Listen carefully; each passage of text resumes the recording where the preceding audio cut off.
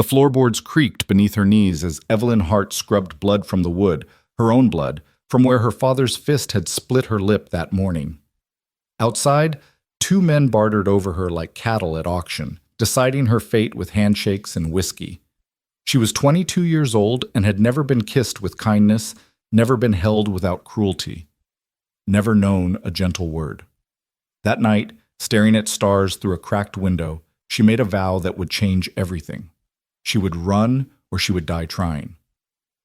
Before we begin this journey across the unforgiving American frontier, I invite you to stay with us until the very end. And please, comment below with the city you're watching from so I can see how far Evelyn's story has traveled across this world. The Kansas plains stretched endless and indifferent beneath a colorless sky, the kind of sky that promised nothing and delivered less.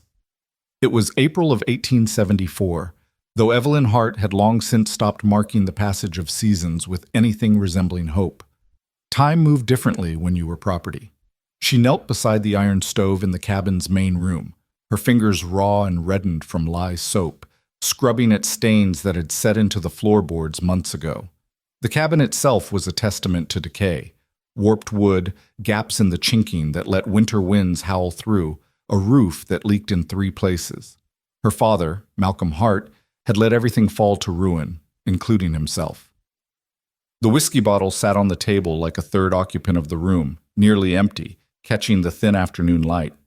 Malcolm slouched in his chair, his face a roadmap of broken capillaries and poor decisions, his eyes rheumy and unfocused.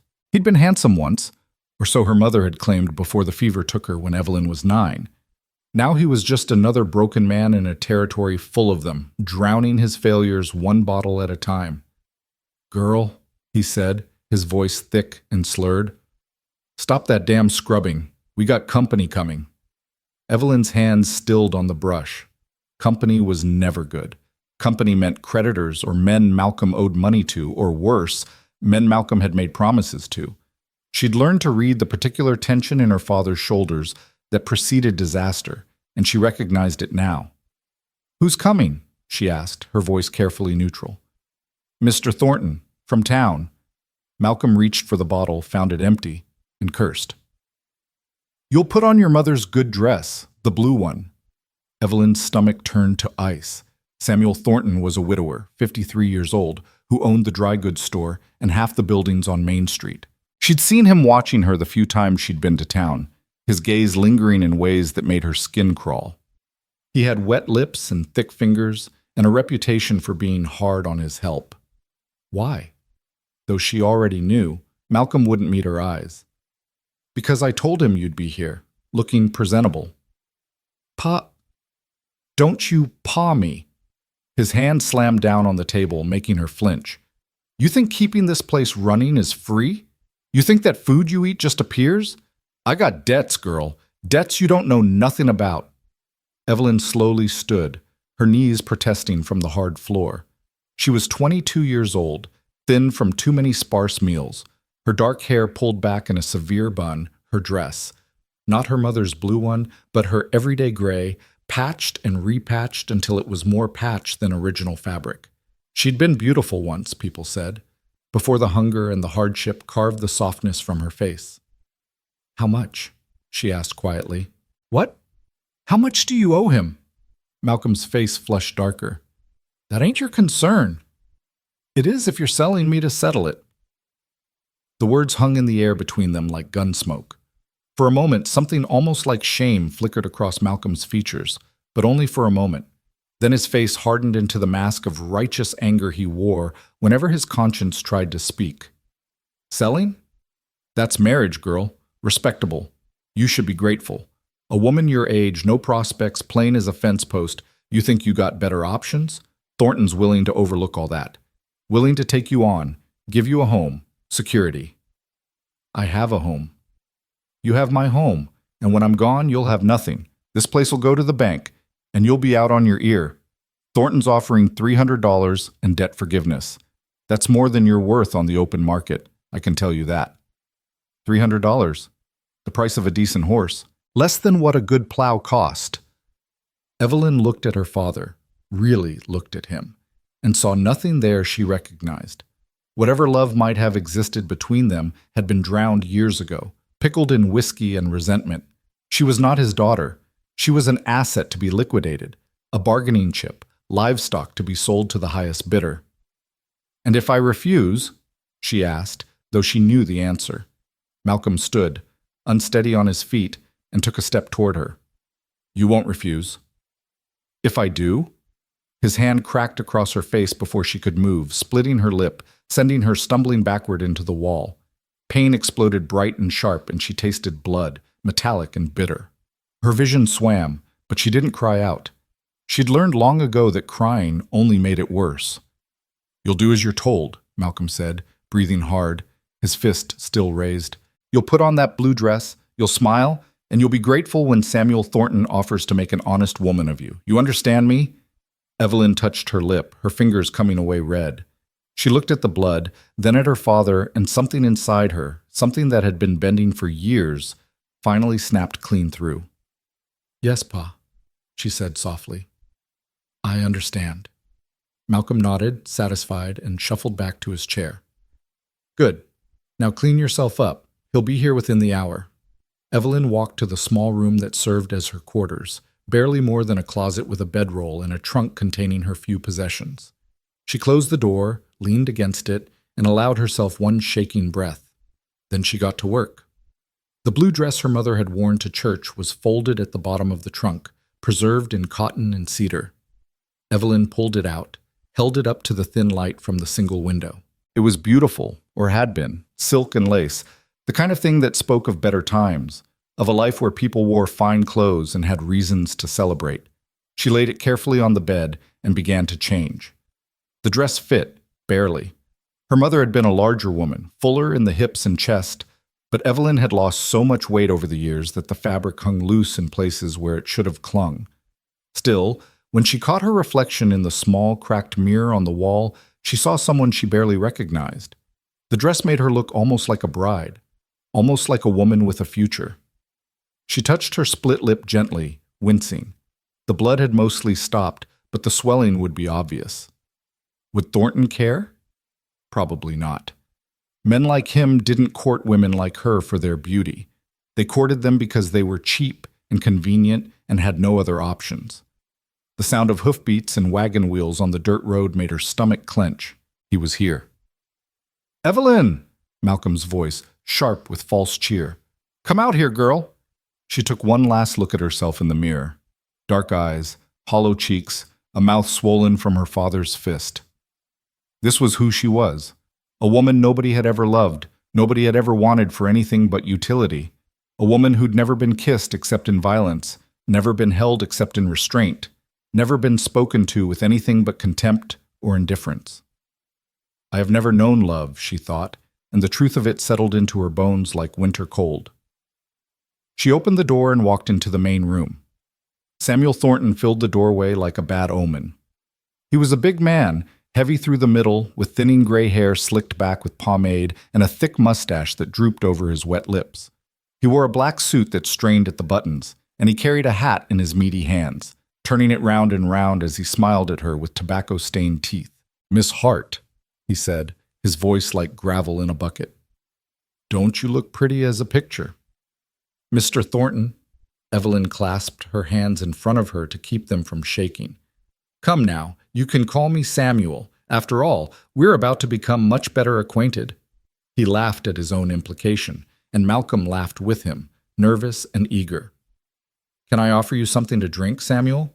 Malcolm gestured to the table, which he'd hastily cleared of bottles and set with 2 cups. "Don't mind if I do." The 2 men sat, and Evelyn was left standing on display like merchandise in a shop window. Thornton's eyes traveled over her slowly, appraising, calculating. When he noticed her split lip, his smile widened. "Got a bit of spirit, does she?" he asked Malcolm. "Nothing a firm hand can't manage," Malcolm assured him. "She's a good worker, though. Strong. Knows how to keep a house, cook, sew. All the womanly skills." Thornton took a drink, never taking his eyes off Evelyn. "What about breeding? Any trouble in that department?" Evelyn felt her face burn.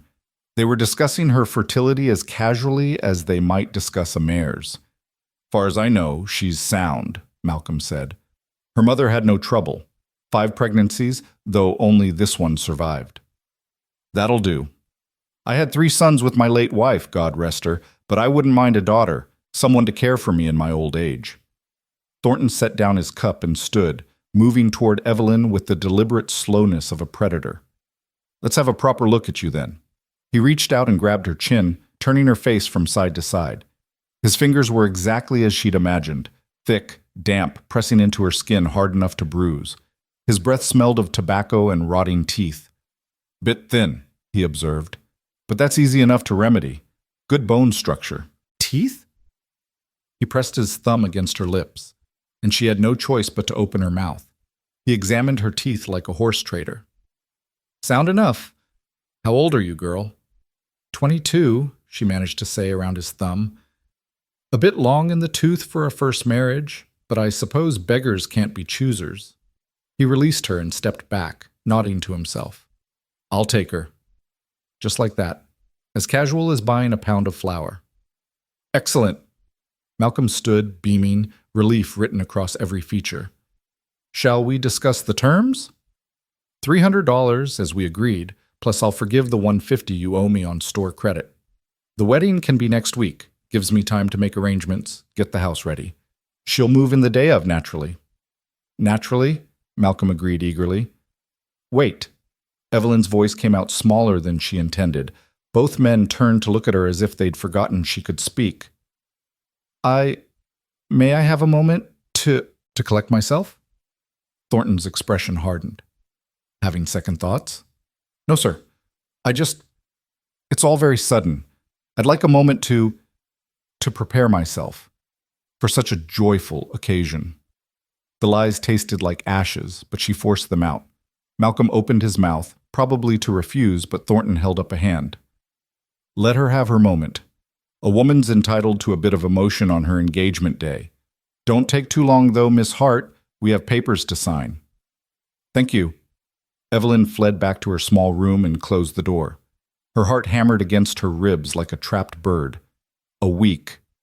She had 1 week before she became Mrs. Samuel Thornton, before she was bound to him legally and spiritually, before he had the right to do whatever he wished with her body and her life, before she became his property in every sense of the word. She looked around her tiny room, at the bedroll she'd slept on for 13 years, at the trunk with her few possessions, at the single window that looked out over the endless plains. In the distance, she could just make out the horizon where land met sky, that thin line between here and somewhere else.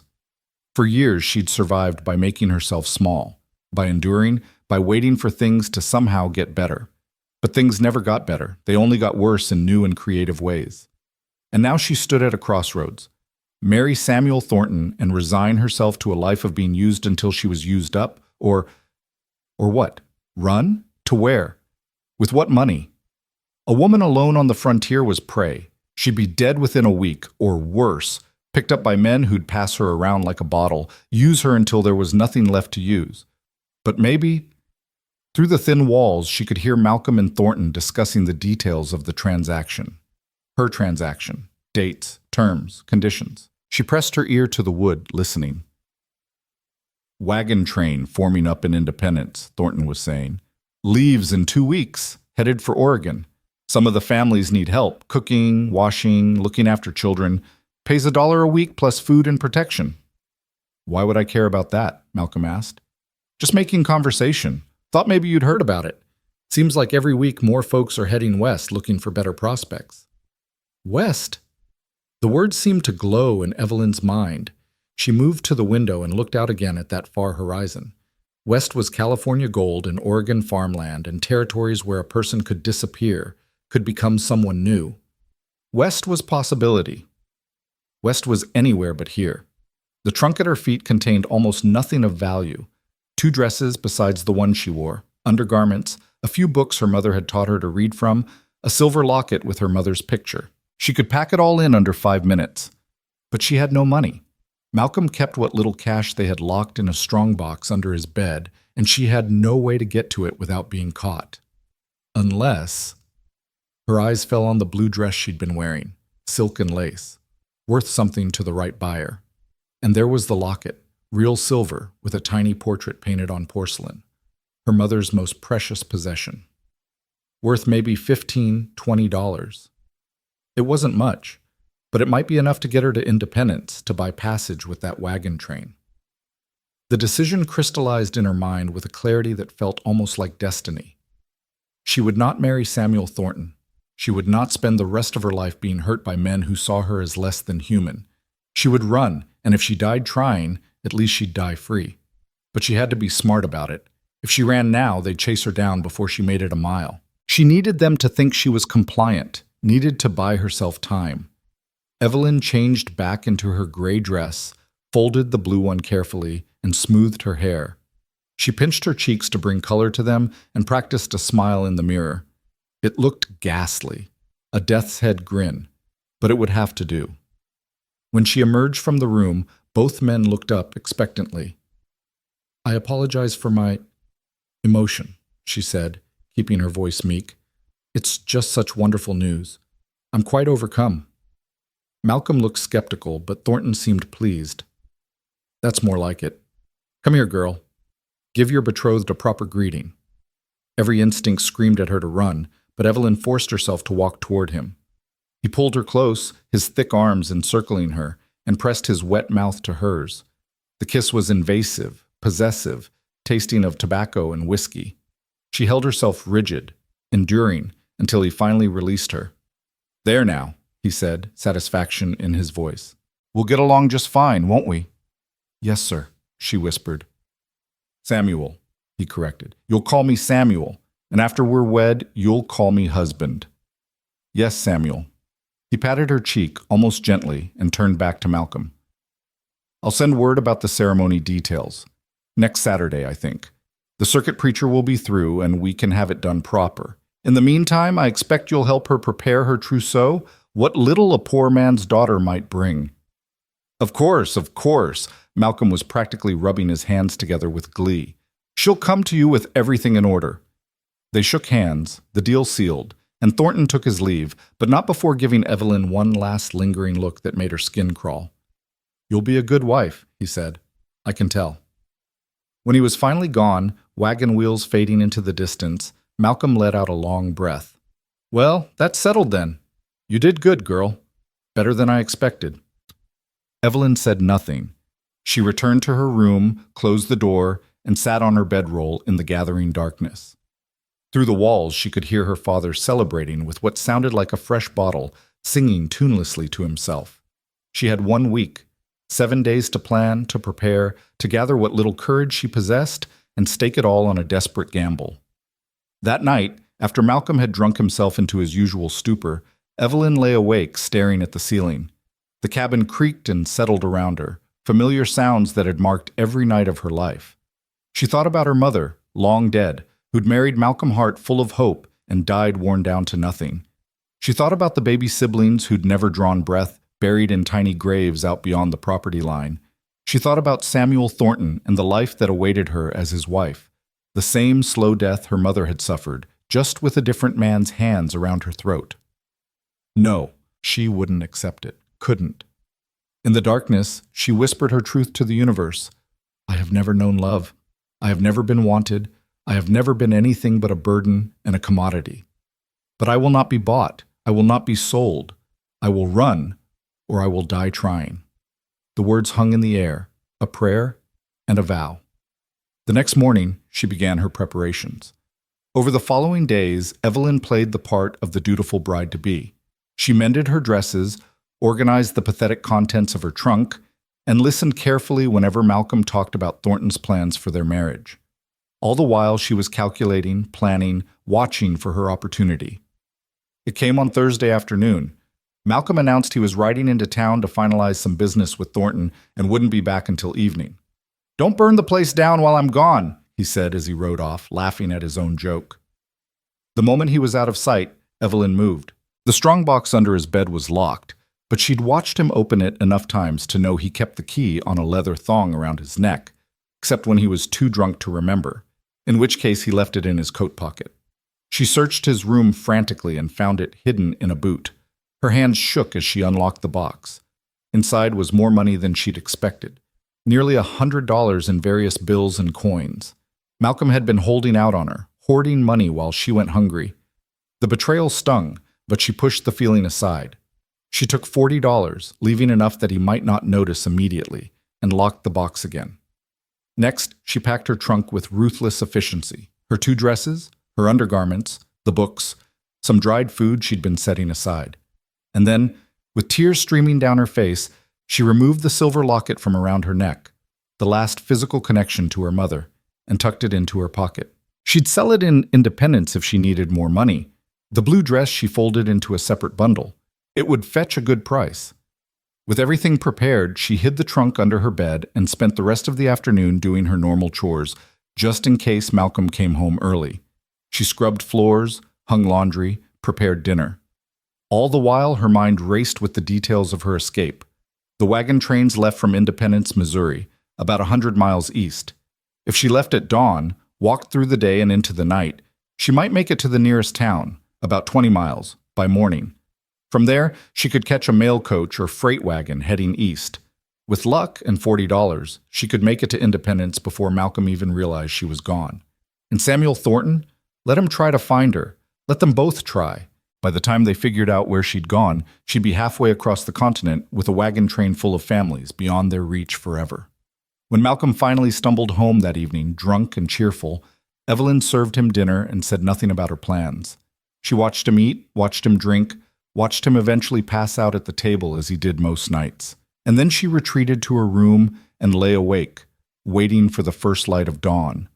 The hours crawled past with agonizing slowness. Every creak of the cabin made her jump, certain she'd been discovered. But Malcolm only snored in his chair, dead to the world. Finally, mercifully, the darkness beyond her window began to soften into gray. Dawn. It was time. Evelyn dressed quickly in her sturdiest clothes, pulled on her worn boots, and shouldered her trunk. It was heavier than she'd hoped. She'd have to carry it miles, but she couldn't leave anything behind. Everything she owned, everything she was, fit in this single battered box. She paused at the door of her room for one last look. 13 years she'd lived in this closet-sized space. 13 years of making herself small, making herself quiet, making herself nothing. That woman was dying here tonight. Someone new would be born on the road. In the main room, Malcolm still slept in his chair, mouth open, a line of drool running into his beard. Evelyn studied his face, looking for some last flicker of paternal feeling, some reason to stay. She found nothing. He was just a man who'd failed at everything he'd ever tried, including fatherhood. "Goodbye, Pa," she whispered. Then she walked out the door and didn't look back.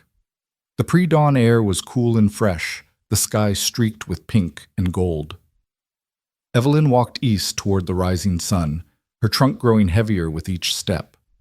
The plains stretched before her, endless and indifferent, but also full of possibility. Every step was a step away from Samuel Thornton. Every step was a choice she was making for herself. By the time the sun fully cleared the horizon, she'd put 3 miles between herself and Malcolm Hart's cabin.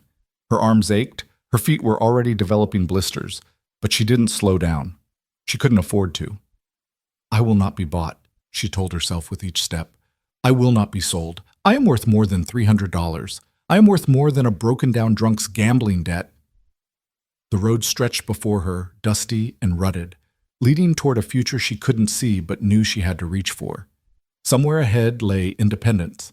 Somewhere beyond that lay the West, territories and possibilities, places where a woman might remake herself, might find something she'd never known, might find love. The word caught in her throat like a sob. Love. What a strange foreign concept. She'd read about it in her mother's books, tales of knights and ladies, of passion and devotion, but those were just stories. In real life, women were property, and love was a luxury reserved for people with better prospects. Still, as Evelyn walked into the rising sun, her shadow stretching long behind her, she allowed herself to hope. Maybe, somewhere in all those territories and townships and wagon trains heading west, there was a life waiting for her. Maybe there was a version of herself who was wanted, cherished, seen as something more than a burden to be married off. Maybe, just maybe, she would find what she'd never known. But first, she had to survive. She had to make it to Independence, had to convince a wagon master to take her on despite her lack of funds and references. She had to travel 2,000 miles across hostile territory, had to endure heat and hunger and the constant threat of death. The odds were terrible. The risks were enormous. But as Evelyn Hart walked away from the only life she'd ever known, she found she didn't care. Even if she died trying, at least she'd die as herself. At least she'd die having chosen her own path. The sun climbed higher. The miles passed slowly beneath her boots. And with each step, Evelyn felt something unfamiliar stirring in her chest. Something that might have been hope, or might have been the first fragile stirrings of freedom. She was running toward an uncertain future, yes, but she was also running toward herself, toward the person she might become if given the chance. And for the first time in her 22 years, Evelyn Hart allowed herself to believe that she might be worth saving after all. The first 20 miles nearly killed her. Evelyn's arms felt like they were being pulled from their sockets by the third hour, the trunk's leather handle cutting grooves into her palms, despite the calluses already there from years of hard labor. The sun climbed higher, turning the Kansas plains into a skillet, and sweat soaked through her dress until it clung to her back like a second skin. Her boots, already worn thin, rubbed blisters onto both heels and the balls of her feet. Each step became an act of will. But she didn't stop. Couldn't stop. Every minute she rested was a minute Malcolm might wake up, might discover her gone, might come riding after her on his horse while she was still within reach. So she walked through the pain, walked through the exhaustion, walked until the sun reached its zenith and began its slow descent toward the western horizon. The town of Harding's Junction appeared like a mirage in the late afternoon heat. A collection of weathered buildings huddled around a crossroads, population maybe 200 on a good day. Evelyn staggered into the general store, her legs trembling, and nearly collapsed against the counter. The proprietor, a stern-faced woman in her 50s with gray hair pulled into a tight bun, looked her up and down with the assessing gaze of someone who'd seen plenty of desperate people come through her doors. "You running from something or toward something?" the woman asked bluntly. Evelyn's throat was so dry she could barely speak. "Water, please. I can pay." The woman filled a dipper from a barrel and handed it over. Evelyn drank like she'd been wandering the desert for days. The cool water, the most delicious thing she'd ever tasted. When she finally came up for air, the woman was still watching her with those sharp, knowing eyes. "I asked you a question." "Both," Evelyn admitted. "I need passage east, to Independence. Is there a mail coach or freight wagon heading that direction?" "Freight wagon left yesterday. Mail coach comes through day after tomorrow." The woman paused. "You got money for fare?" "Yes." "And you're running from a man, I'd wager. Husband? Father?" Evelyn set down the dipper with shaking hands. "Does it matter?" "Might. If he comes looking for you, I need to know whether to tell him you were here or play dumb." The woman's expression softened slightly. "I've seen plenty of women come through here trying to escape bad situations. Some make it, some don't. The ones who make it are honest about what they're running from." Something about the woman's directness, her lack of judgment, made Evelyn's carefully constructed walls crack. "My father sold me to settle his debts. The man who bought me, I couldn't. I wouldn't." The woman nodded as if this confirmed what she'd already suspected. "Fair enough. Name's Margaret Erickson. I own this store and the boarding house next door. You can stay there until the mail coach comes, $2 for room and board. Cheaper than what you'd spend trying to camp on the roadside, and safer." "Thank you." The relief was so intense Evelyn's knees almost buckled. "Don't thank me yet. If your father or this man come looking, I'll tell them I haven't seen you. But if they cause trouble for my other guests, you'll have to leave. I protect my own first." "I understand." Margaret led her to the boarding house, a 2-story structure that had seen better days but was clean and well-maintained. The room she showed Evelyn to was small, but had a real bed with actual linens, a wash basin, and a window that looked out over the main street. After years of sleeping on a bedroll in a closet, it felt like a palace. "Supper's at 6, Margaret said. "Water for washing is downstairs. You look like you could use some rest." The moment Margaret left, Evelyn collapsed onto the bed fully clothed and fell into a sleep so deep it felt like drowning. She woke to darkness and the sound of raised voices from somewhere below. Panic seized her. Had they found her already? But as she came fully awake, she realized the voices were laughing, not angry. Travelers in the common room, sharing a meal and stories. The homey smell of cooking meat and fresh bread drifted up through the floorboards. Evelyn splashed water on her face, changed into her less dusty dress, and made her way downstairs. The common room was full of people, more than she'd expected for such a small town. A dozen men and women sat around long tables, eating and talking. Margaret moved between them with practiced efficiency, serving food and refilling cups. When she spotted Evelyn, she gestured to an empty space at the end of one table. "Sit. Eat. You look like you need it." The food was simple: stew, bread, coffee, but it was hot and plentiful. Evelyn ate slowly, aware of the curious glances from the other diners. A young woman traveling alone always attracted attention, usually the wrong kind. "You heading west?" The question came from a middle-aged woman sitting across from her, round-faced and kind-eyed. "I'm Clara Morrison. That's my husband Daniel over there, and our 3 children." She gestured to a tired-looking man and 3 youngsters ranging from about 5 to 10 years old. "East, actually," Evelyn said, "to Independence." "Oh. Most folks are going the other direction these days. We're joining a wagon train heading to Oregon. Fresh start, cheap land, opportunity." Clara's eyes sparkled with excitement. "Daniel's a carpenter. We figure there's good work to be had building up new territories." "Sounds promising," Evelyn said, though she knew nothing about Oregon except that it was far away. "If you change your mind about direction, you should come with us." Clara's enthusiasm was infectious. "We're meeting up with the train in Independence, then heading out first week of May. Always room for one more, especially women who can help with cooking and child-minding. The wagon master's always looking for extra hands." Something in Evelyn's chest tightened at the casual kindness, the easy invitation. When was the last time someone had wanted her company without expecting something in return? "I'll keep that in mind," she managed to say. The conversation flowed around her as the other travelers shared their plans and dreams. Most were heading west, farmers seeking better land, merchants hoping to establish stores in growing territories, families running from debts or tragedies, or simply the grinding poverty of failed farms and played-out soil. They spoke of California gold, Oregon forests, territories where a person could claim 160 acres just for settling it. The West. It kept coming up, this mythical place of second chances and fresh starts. Evelyn had only planned as far as Independence, as far as getting away from Malcolm and Samuel Thornton.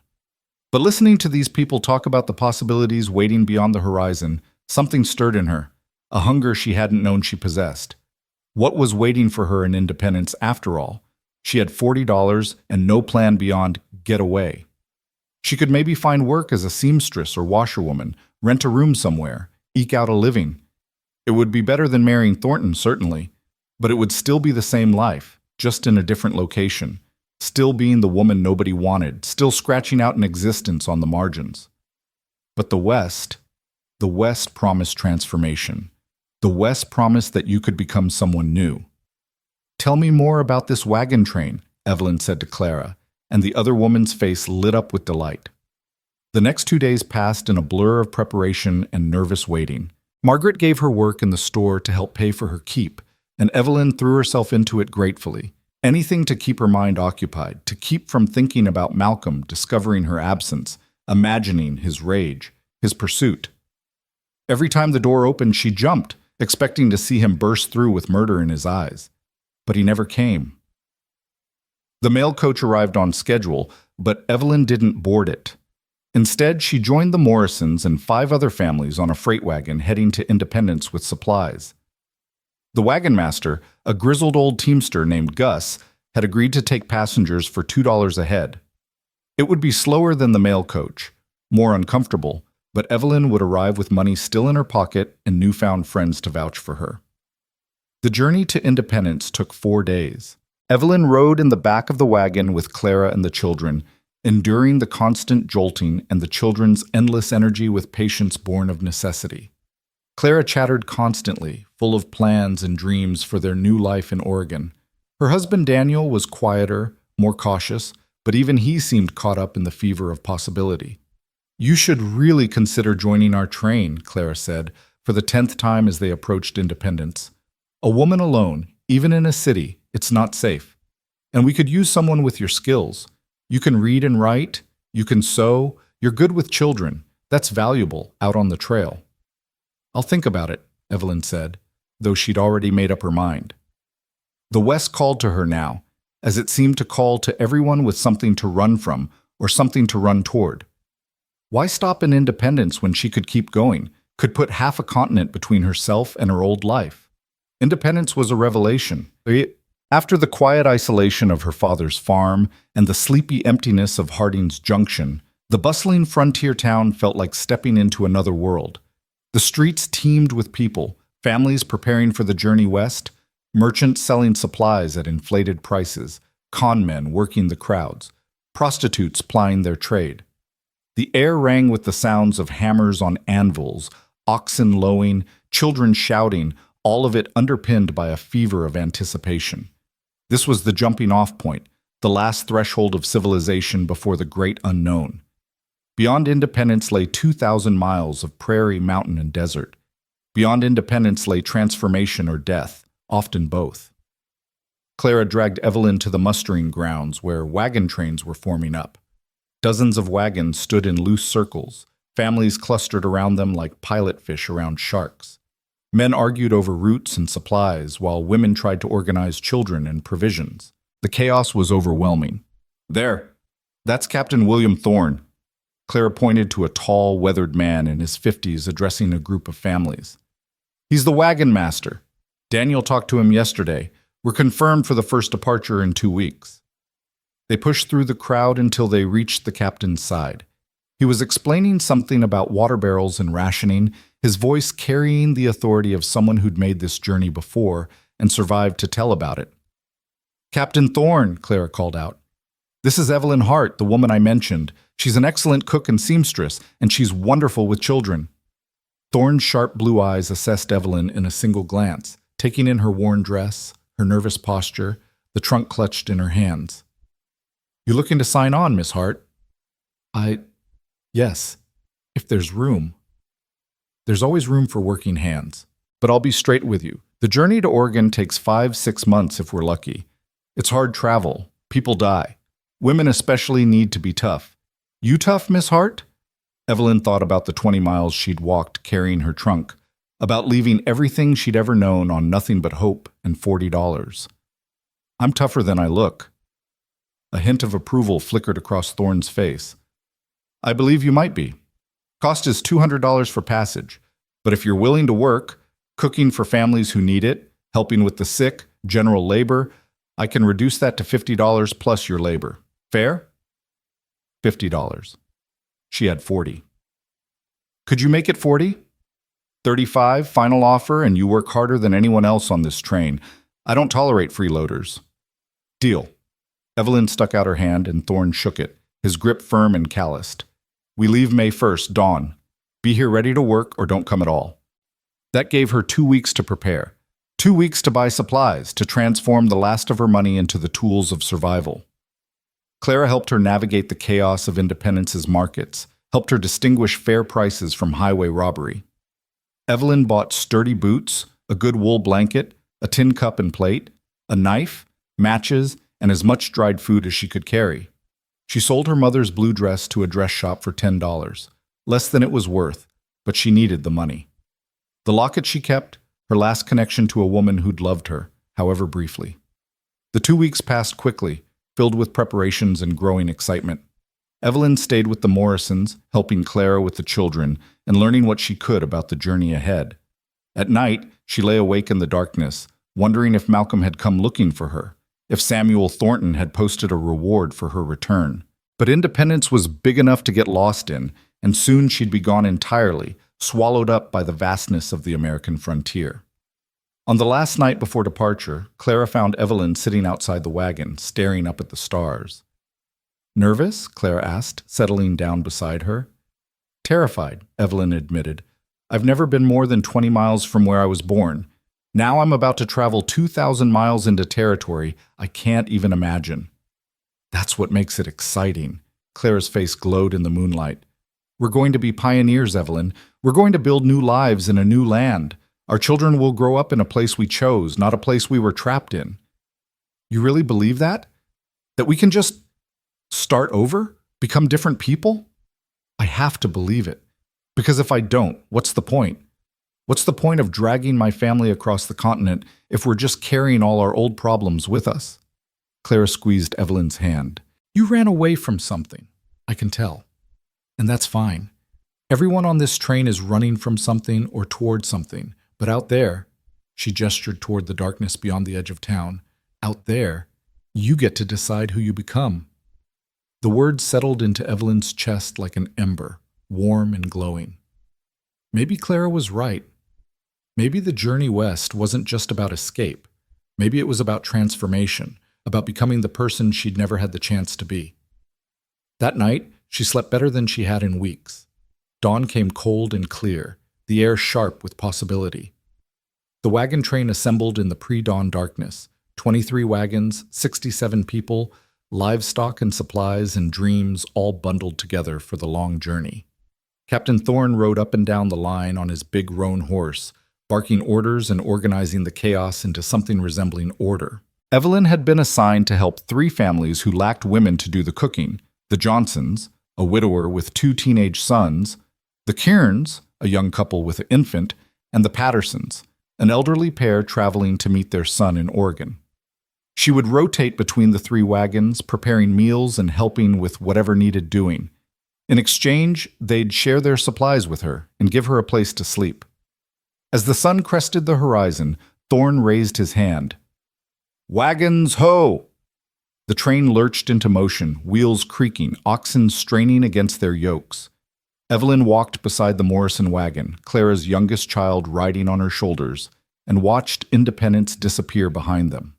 With each step, she left her old life further behind. Malcolm Hart, Samuel Thornton, the woman she'd been forced to be. With each step, she moved toward something unknown, but infinitely better than what she was leaving.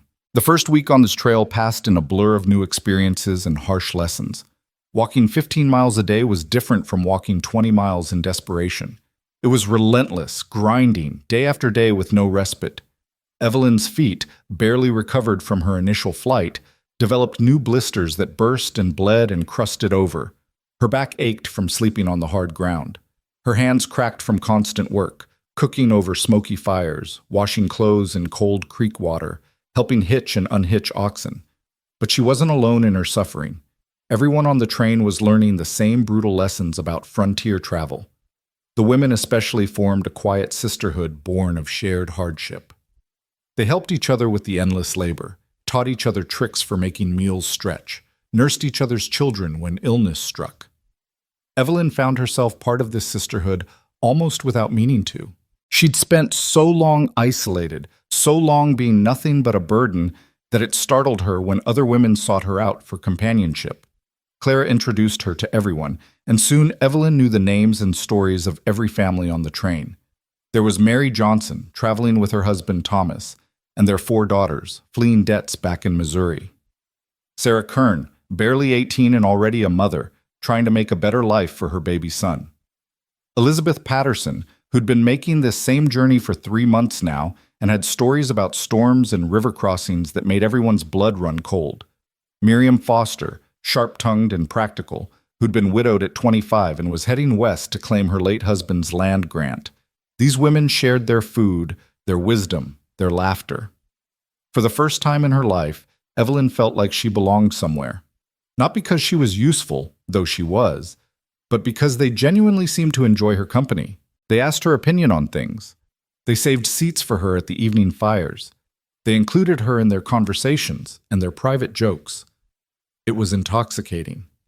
"You're different than you were 2 weeks ago," Clara observed one evening as they sat by the fire, mending clothes. "You smile more. You talk more." Evelyn considered this. "I think I forgot how. To smile, I mean. It's been so long since I had a reason to." "And now?" "Now I have lots of reasons."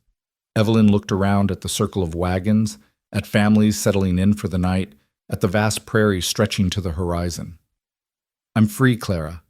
For the first time in my life, I'm actually free.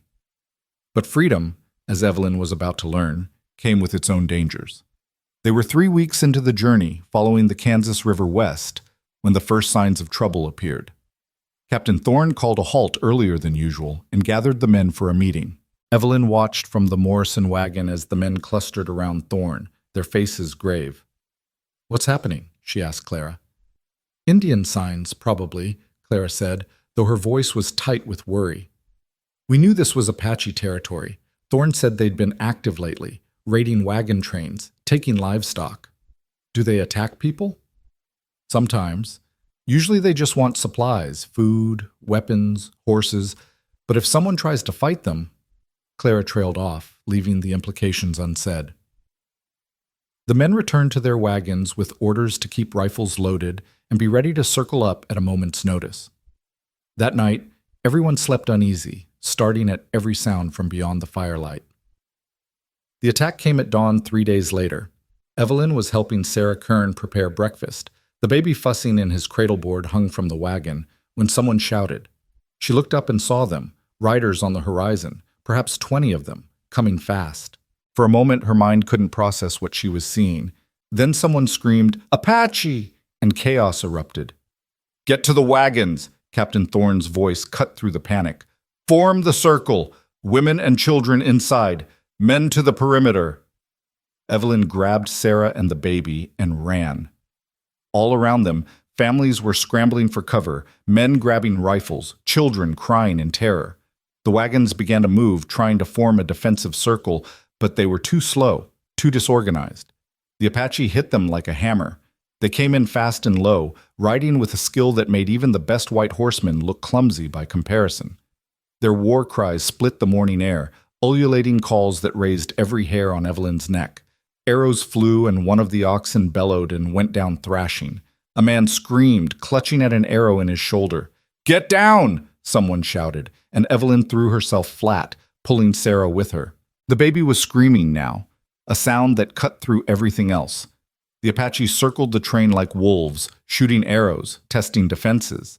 The men returned fire with their rifles, but hitting a moving target from horseback was nearly impossible. One of the raiders went down, then another, but the rest pressed their attack. Evelyn's heart hammered so hard she thought it might burst from her chest. This was real. She might die here, barely 3 weeks into her new life, killed by strangers in a land she didn't understand. A warrior broke through the line, his horse jumping over a wagon tongue. He was young, maybe Clara's age, his face painted with red ochre stripes. His eyes locked on Evelyn and Sarah huddled together, and he wheeled his horse toward them, raising his bow. Time seemed to slow. Evelyn saw the arrow knocked, saw his arm draw back, saw Sarah frozen in terror beneath her. And something in Evelyn, some instinct she didn't know she possessed, made her move. She threw herself over Sarah and the baby, covering them with her own body, and waited for the arrow that would end her. It didn't come. When Evelyn dared to look up, the warrior was still there, his arrow drawn but not released. He was staring at her with an expression she couldn't read. Surprise, maybe, or confusion. Their eyes met across the chaos, and for a heartbeat that felt like an eternity, the world narrowed to just the two of them. Then someone fired a rifle near Evelyn's head, and the warrior's horse reared.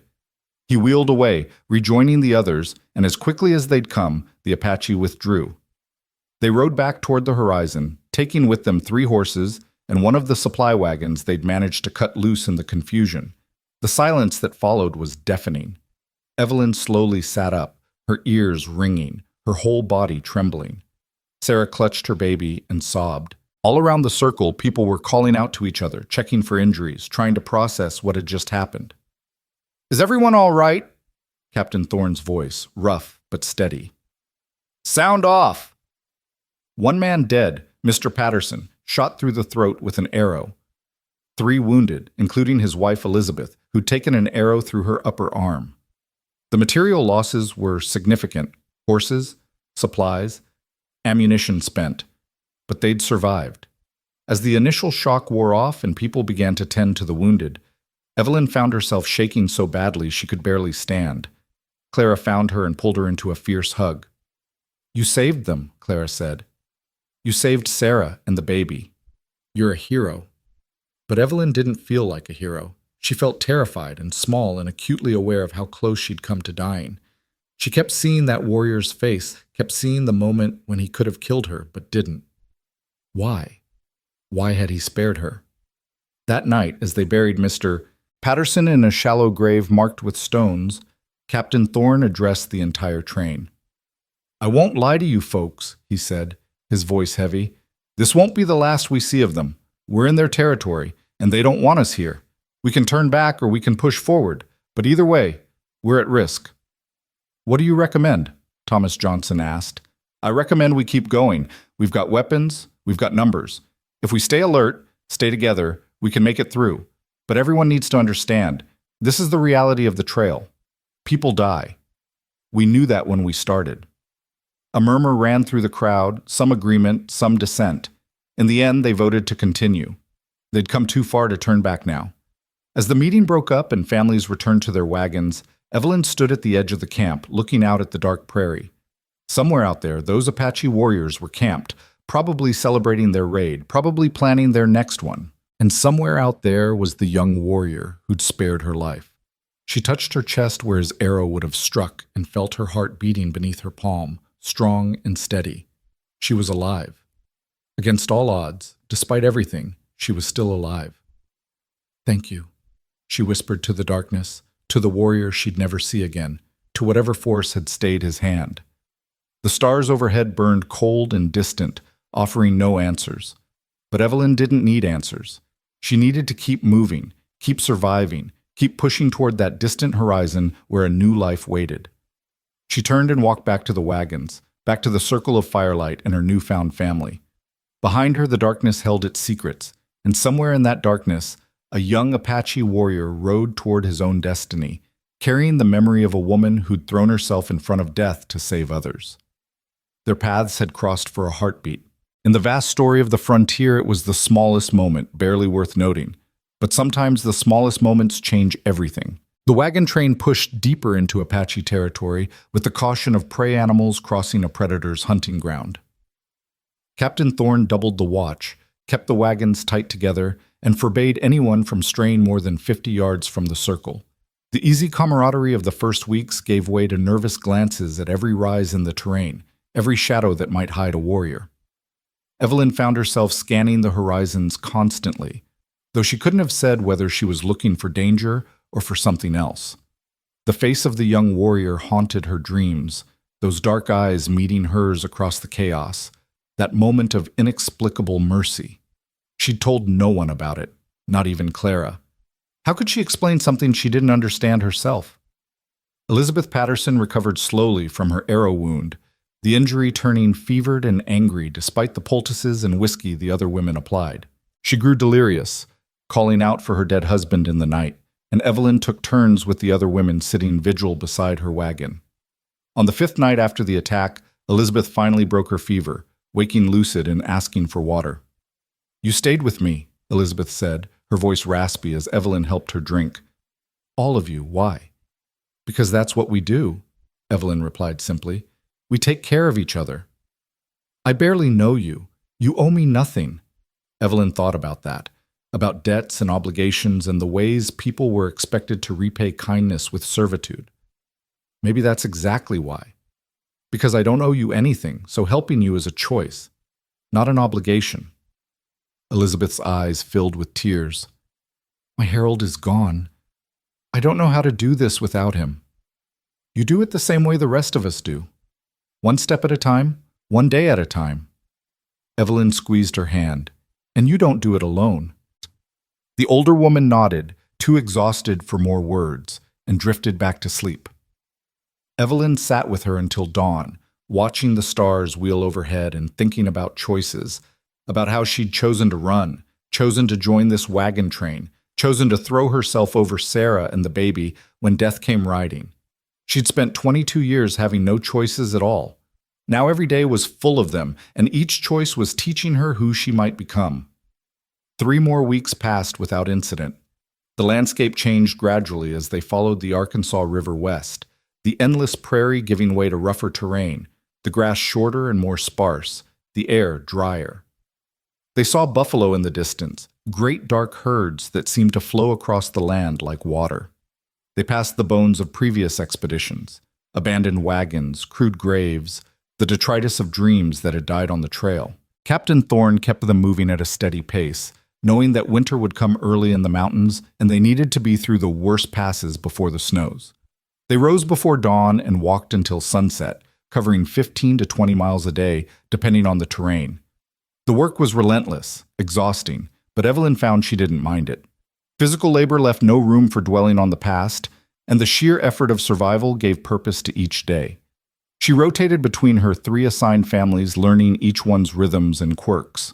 The Johnsons were quiet and efficient, the father and sons working together with few words needed.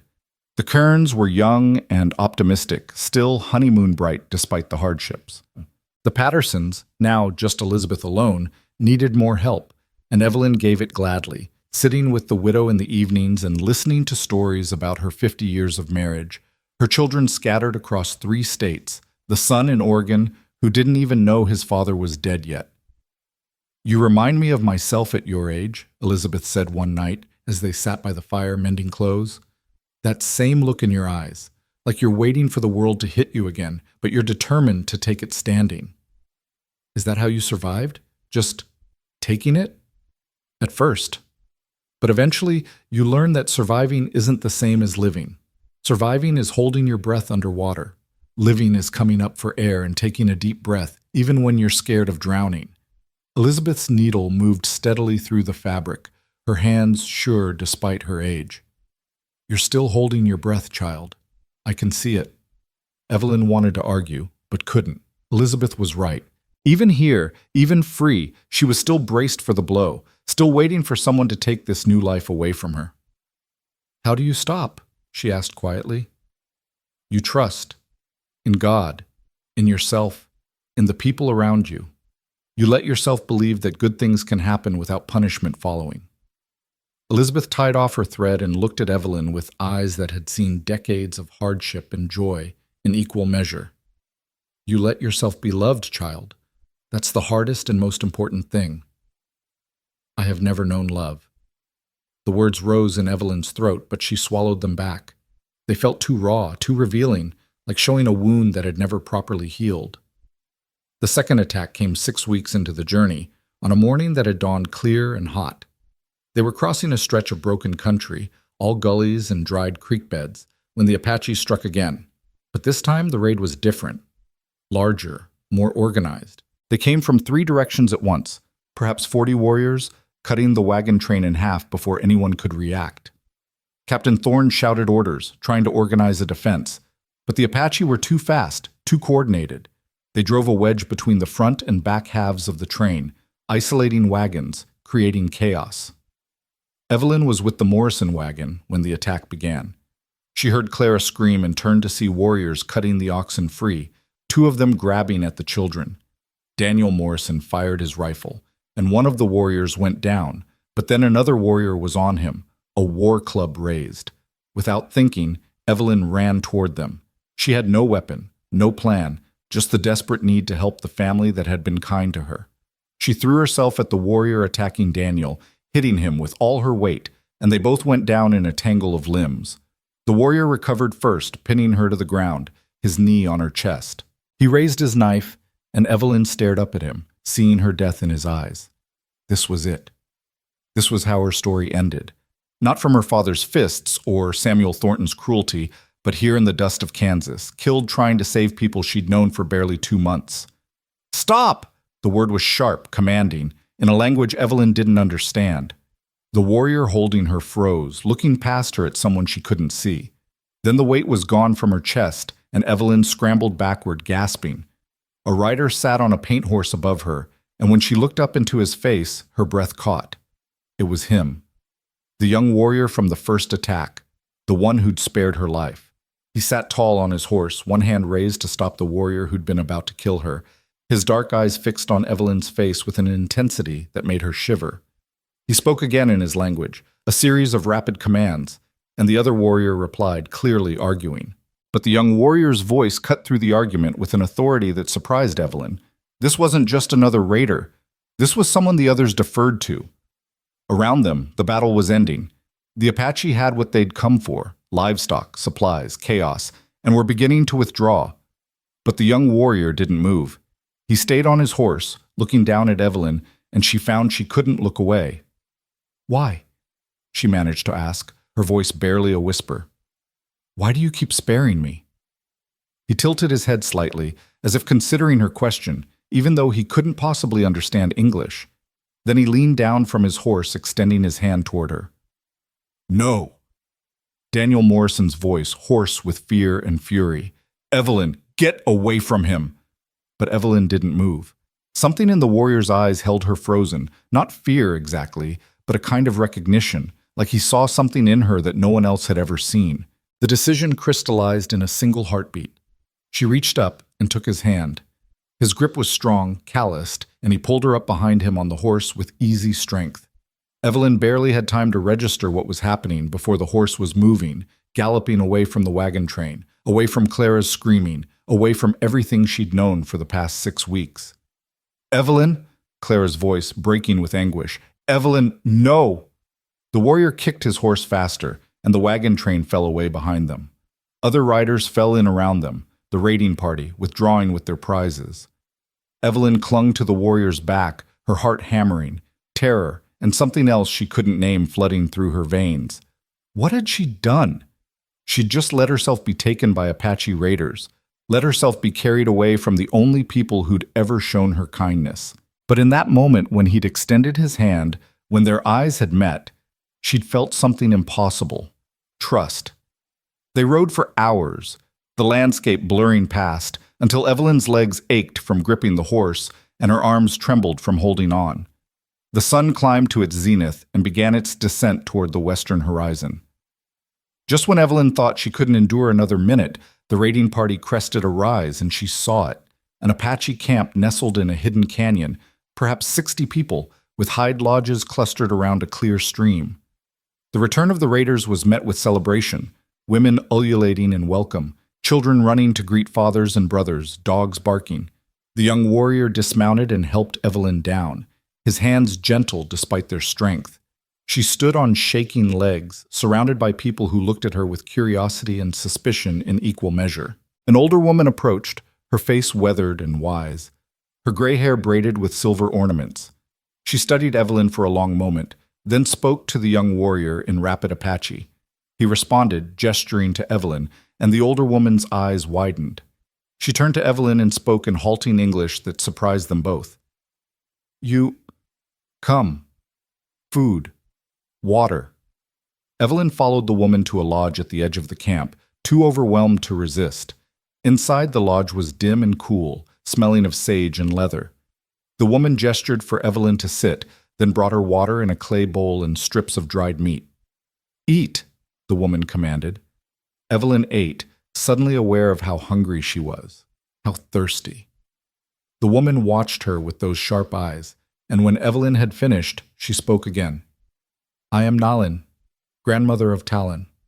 She gestured toward the front of the lodge, where presumably the young warrior stood guard. "Talon bring you here. Why?" "I don't know," Evelyn admitted. "He spared me twice. I don't understand why." Nalin studied her face for so long that Evelyn began to squirm. Then the older woman reached out and touched Evelyn's cheek with surprising gentleness. "You have eyes like his sister," Nalin said softly. "Empty eyes, searching eyes. His sister, she died 2 summers ago, the spotted sickness. Before she died, her eyes looked like yours, like someone waiting to be seen." Evelyn felt tears prick at her eyes, though she couldn't have explained why. "I'm sorry for your loss. Talon, he sees you at wagon train, sees empty eyes, sees you save others even when afraid, sees..." Nalin paused, searching for words.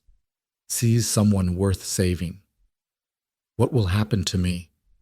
You stay. You work. You learn our ways." Nalin's expression was pragmatic. "Or you die. Apache do not keep weak ones. You show you are strong, you stay. You show you are weak." She made a cutting gesture across her throat. The bluntness should have terrified Evelyn, but instead, She felt an odd calm settle over her. This wasn't so different from what Captain Thorne had said when she'd joined the wagon train. Prove yourself useful, or don't come at all. The terms were harsher here, the stakes higher, but at least they were honest. I can work, Evelyn said. I can prove I'm strong. Nalin nodded, satisfied. We see. Tomorrow, you begin. That night, Evelyn lay on a buffalo hide in Nalin's lodge, staring up at the smoke hole where stars were visible beyond. She was a captive of the Apache, taken from the wagon train, separated from Clara and the Morrisons and everyone she'd grown to care about. By all rights, she should be terrified, planning escape, weeping for her lost freedom. But she wasn't. Instead, she felt strangely calm, almost curious. She'd been taken once before, by her father's debts, by Samuel Thornton's purchase, and that had filled her with despair. But this felt different.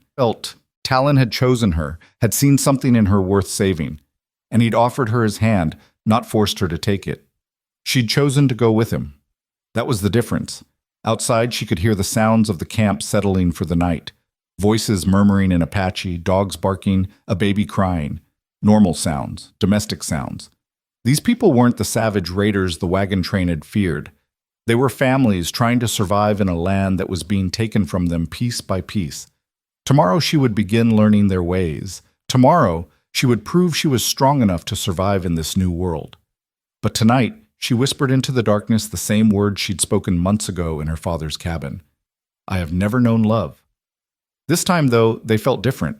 Not like a lament, but like a question. Not a statement of permanent truth, but an acknowledgement of possibility. Maybe, in this strange new place, that could change. The days that followed blurred together in a haze of exhausting labor and constant learning. Nalin woke Evelyn before dawn each morning and set her to work, grinding corn between stones, hauling water from the stream, scraping hides, gathering wood. The work was hard, harder than anything on the wagon train, and Evelyn's hands blistered and bled. But she didn't complain. She'd promised to prove her strength, and she would keep that promise. The other women watched her with varying degrees of suspicion and curiosity. Some ignored her completely, treating her as beneath notice. Others tested her, giving her the heaviest loads to carry, the most difficult tasks. One young woman, barely older than Evelyn, seemed particularly hostile, spitting near her feet whenever Evelyn passed. That is Casa, Nalin explained one evening. She was promised to Talon before he saw you. She is angry. I didn't mean to, Evelyn began, but Nalin cut her off. What you mean does not matter. What happens is what happens. Talon chose to bring you here. Now he must decide what to do with you. What are my options? Nalin's laugh was dry as desert sand. You become his wife. You become slave to his family. You die. Those are options. Wife. The word hung in the air between them, impossible and terrifying. Evelyn had run away to avoid becoming Samuel Thornton's wife, had fled across Kansas to escape that fate. And now she was faced with the same choice in wildly different circumstances, marry or suffer worse consequences. But was it the same? Thornton had bought her like livestock. Talon had, what, captured her? Saved her? She couldn't reconcile the two ideas, couldn't make sense of the confusing swirl of emotion she felt when she caught glimpses of him around the camp. He watched her often. She'd feel his eyes on her as she worked, would look up to find him standing at a distance, his expression unreadable. He never approached her, never spoke to her, just watched, like he was trying to figure her out, the same way she was trying to figure him out. 3 weeks into her captivity, Evelyn was gathering firewood at the edge of the camp when Casa confronted her. The young Apache woman stepped into Evelyn's path, her face twisted with fury, and unleashed a torrent of angry words in a language Evelyn couldn't understand. I'm sorry, Evelyn said, holding up her hands in a placating gesture. I don't understand. Casa shoved her, hard, and Evelyn stumbled backward, dropping her armload of wood. The other woman advanced, still shouting, and Evelyn realized with a cold shock that this wasn't just an argument, this was a challenge. I didn't ask for any of this, Evelyn tried to explain, backing up. I didn't ask him to bring me here. Casa hit her, a sharp blow to the face that split Evelyn's lip and sent her reeling. Pain exploded bright and familiar, And suddenly Evelyn was back in her father's cabin, taking his fists, enduring because she had no other choice. But she did have choices now. She'd learned that on the trail west. She'd learned it every time she'd chosen to help someone, chosen to run, chosen to take Talon's hand. When Casa came at her again, Evelyn didn't back down. She planted her feet and met the attack head on, grappling with the other woman, both of them falling into the dust. They rolled and struggled, scratching and hitting, a tangle of fury and desperation.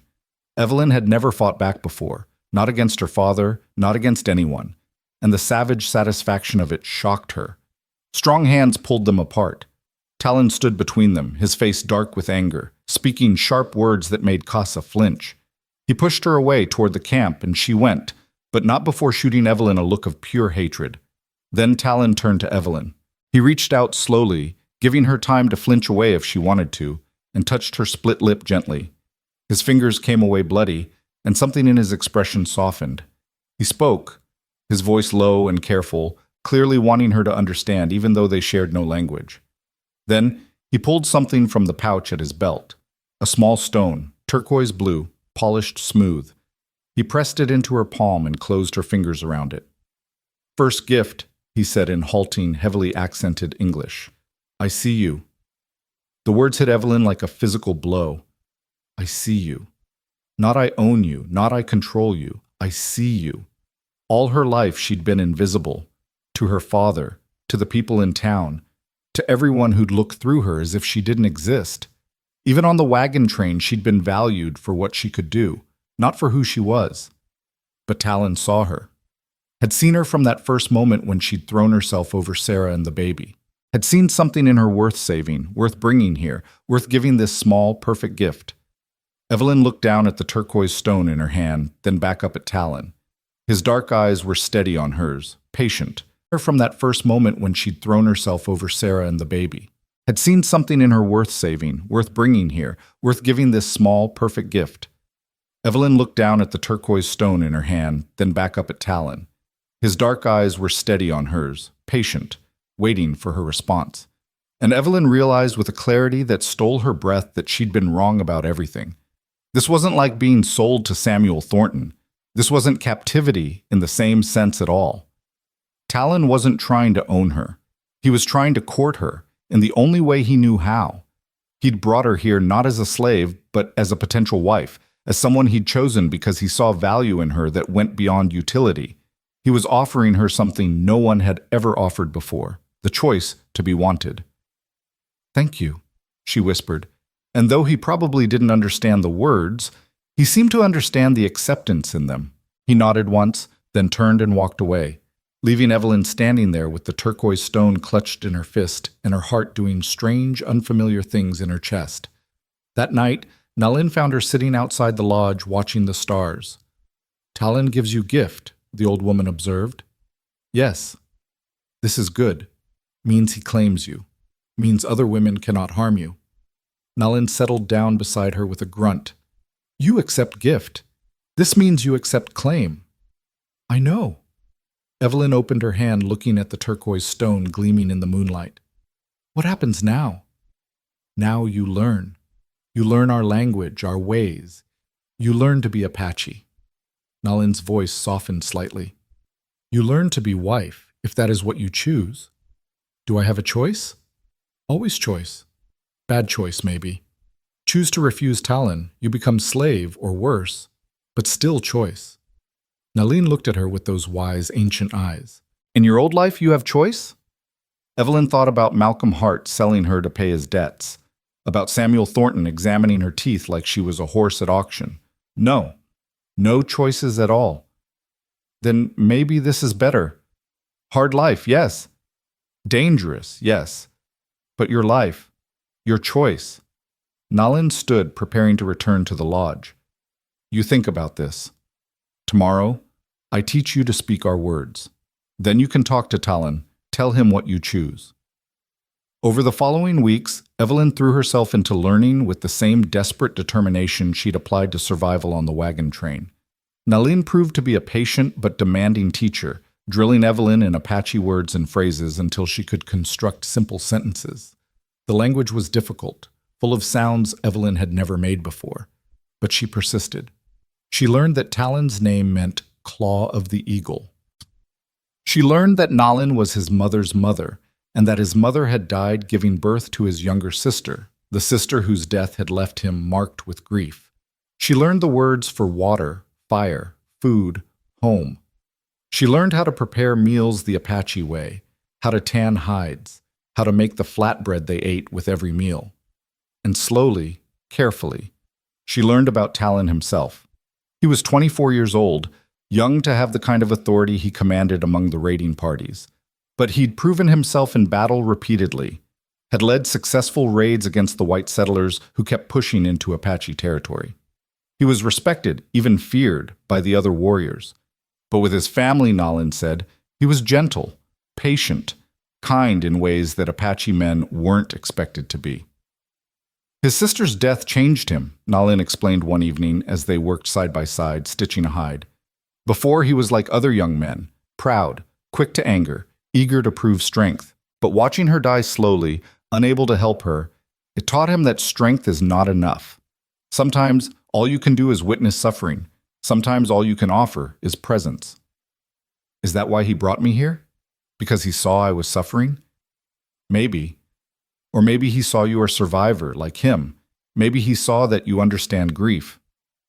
Nalin's needle moved steadily through the hide. You have lost much, yes? Everything. My mother when I was young, my childhood. Any hope of a normal life. Evelyn paused, then added softly, I've never been loved. Not really. My father saw me as a burden. The man he tried to sell me to saw me as property. I've never been wanted for myself. Talon wants you, Nalin said simply. Sees you, chooses you. What you do with that is your choice. That night, as Evelyn lay in the darkness of the lodge, she thought about choices and chances and the strange paths life could take. 2 months ago, she'd been scrubbing her father's floors, waiting to be sold to Samuel Thornton. Now she was sleeping in an Apache lodge, learning to speak a language that had no written form, being courted by a warrior who'd spared her life twice and given her a turquoise stone. The life she'd imagined for herself, if she'd dared imagine anything at all, had never looked like this. But maybe that was the point. Maybe the best things in life were the ones you couldn't imagine, couldn't plan for, couldn't control. Maybe you just had to trust. The next day, Talon sought her out while she was working with Nalin, preparing hides. He approached slowly, and Evelyn saw him speak quietly with his grandmother before the old woman nodded and walked away, leaving them alone. Evelyn's heart hammered as Talon sat down across from her. For a long moment, they just looked at each other, and Evelyn was struck again by the intensity in his dark eyes. Not aggression, but a kind of focused attention that made her feel truly seen for the first time in her life. You learned speak Apache, he said in his heavily accented English. Good. Your grandmother is a good teacher, Evelyn replied, then haltingly added in Apache, I am learning. His face lit up with a smile that transformed his features, and Evelyn's breath caught. When he smiled, he looked younger, less fierce, and heartbreakingly hopeful. You learn fast, he said, switching to Apache now that he knew she could understand at least some of it. Like you hungry for words. I am hungry, Evelyn agreed, sticking to Apache despite how difficult it was. Hungry to understand. Hungry to know why you brought me here. Talon was quiet for a moment, clearly considering his words carefully. When I saw you first time, he began slowly, at Wagon Train, I saw you protect others, saw you not think of self, saw courage. He paused, searching for words. My sister, before she died, she said to me, find someone who sees world like you see it. Find someone who chooses others over self. I think she saw you, sent you to me. The raw honesty in his words made Evelyn's throat tighten. I'm not special. I'm not brave. I was just doing what needed to be done. That is bravery, Talon said simply. Doing what needed, even when afraid. He reached across the space between them and gently touched the turquoise stone that Evelyn now wore on a leather cord around her neck. You accept gift. You accept me? It was a question, not a demand. He was asking, not telling, giving her the choice that no man had ever given her before. Evelyn thought about running away from Malcolm Hart's cabin, about joining the wagon train with nothing but hope and $40. She thought about choosing to throw herself over Sarah and her baby, about choosing to take Talon's hand when he'd offered it. Every significant moment in her new life had been defined by choices, sometimes terrifying choices, sometimes desperate ones, but always hers to make. And now she stood at another crossroads. She could refuse Talon, could try to escape back to the white settlements, could attempt to find her way back to some version of the life she'd been trying to build on the wagon train. Or she could choose this strange, impossible situation where a warrior who barely knew her had decided she was worth saving, worth courting, worth choosing. "I accept," she said in Apache, then repeated it in English to make sure he understood. "I accept you." The joy that flooded Talon's face was so pure, so unguarded, that Evelyn felt something crack open in her chest, some hard protective shell she'd been carrying around her heart for her entire life. He reached out and took her hand, his grip warm and strong, and she didn't pull away. "I teach you be Apache," he said. "You teach me understand white ways. Together, we learn." "Together," Evelyn agreed, and the word felt like a promise. Over the following weeks, their relationship unfolded slowly, carefully, like a flower opening petal by petal. Talon brought her gifts, a beautiful feather from a red-tailed hawk, a comb carved from bone, a soft deerskin for making new clothes. In return, Evelyn tried to teach him more English, tried to help him understand the world she'd come from. They sat together in the evenings while she worked, and he would tell her stories about Apache history, about the battles against the Mexican soldiers and now the American settlers, about the sacred places in the mountains and the proper ways to honor the spirits of animals they hunted. In turn, she told him about books she'd read, about the wagon train and the people she'd met, about her dreams of Oregon and fresh starts. "You still want Oregon?" he asked one evening. Evelyn considered the question. Did she? Oregon had represented escape, possibility, transformation. But she was already transformed. She'd already escaped. And the possibilities she'd found here in this hidden Apache camp were stranger and more profound than anything she'd imagined. "I wanted what Oregon represented," she said carefully. "A place where I could choose my own life, be my own person. But I'm finding that here. Even though you are captive? Am I?" Evelyn met his eyes. "I stay by choice now. I could try to run, but I don't want to. That's not captivity. That's choosing." Something in Talon's expression shifted, became almost vulnerable. "You choose me?" "I'm choosing to see where this leads," Evelyn said honestly. "I'm choosing to trust you. That's more than I've ever given anyone." He reached out and cupped her face in his hand, his touch gentle despite the calluses from war and work. "I choose you," he said. "From first moment, I choose you. We'll keep choosing you, every day." The words broke something open inside Evelyn, that last, stubborn piece of her heart that had refused to believe anyone could want her. Tears spilled down her cheeks, and Talon wiped them away with his thumb, his expression full of concern. "Why crying?" he asked. "I say wrong thing?" "No," Evelyn managed to say through her tears. "You said exactly the right thing. It's just, I've never—" She struggled to find words in either language that could capture what she was feeling. Finally, she switched to English, knowing he wouldn't fully understand but needing to say it anyway. "I have never known love. I have never been chosen. I have never been anything but a burden to be managed or property to be sold. And you see me. You want me. You choose me. I don't know how to hold something that precious without being terrified I'll break it." Talon didn't understand all the words, but he seemed to understand the feeling behind them. He pulled her close, wrapping his arms around her, and let her cry against his chest while he murmured soft words in Apache, words she couldn't quite translate, but understood in her bones meant comfort, safety, acceptance. When she finally calmed, he pulled back enough to look at her face. "I teach you," he said in English. "Teach you love is not breaking. Love is strong, like stone." He touched the turquoise pendant at her throat. "Like this. Hard, but beautiful. lasting. Teach me, Evelyn whispered. Please, teach me how to accept this, how to believe I deserve it. You deserve, Talon said fiercely. You deserve everything. I give you all I have. And in that moment, sitting in an Apache camp hundreds of miles from anything she'd ever known, Evelyn finally let herself believe him. She finally let herself hope that maybe, just maybe, she'd found what she'd been searching for without even knowing she was searching. She'd found someone who saw her, who chose her, who wanted to give her everything he had. She'd found, against all odds and reason, the possibility of love. The seasons turned, and with them, Evelyn transformed. Summer burned itself out across the Apache territories, giving way to the cooler winds of autumn. Her skin, once pale from years spent inside her father's cabin, darkened to bronze under the relentless sun. Her hands, which had been soft despite the hard labor of her old life, became truly calloused, the hands of someone who worked with leather and stone, who could start a fire in minutes, who could track game and read the sky for coming weather.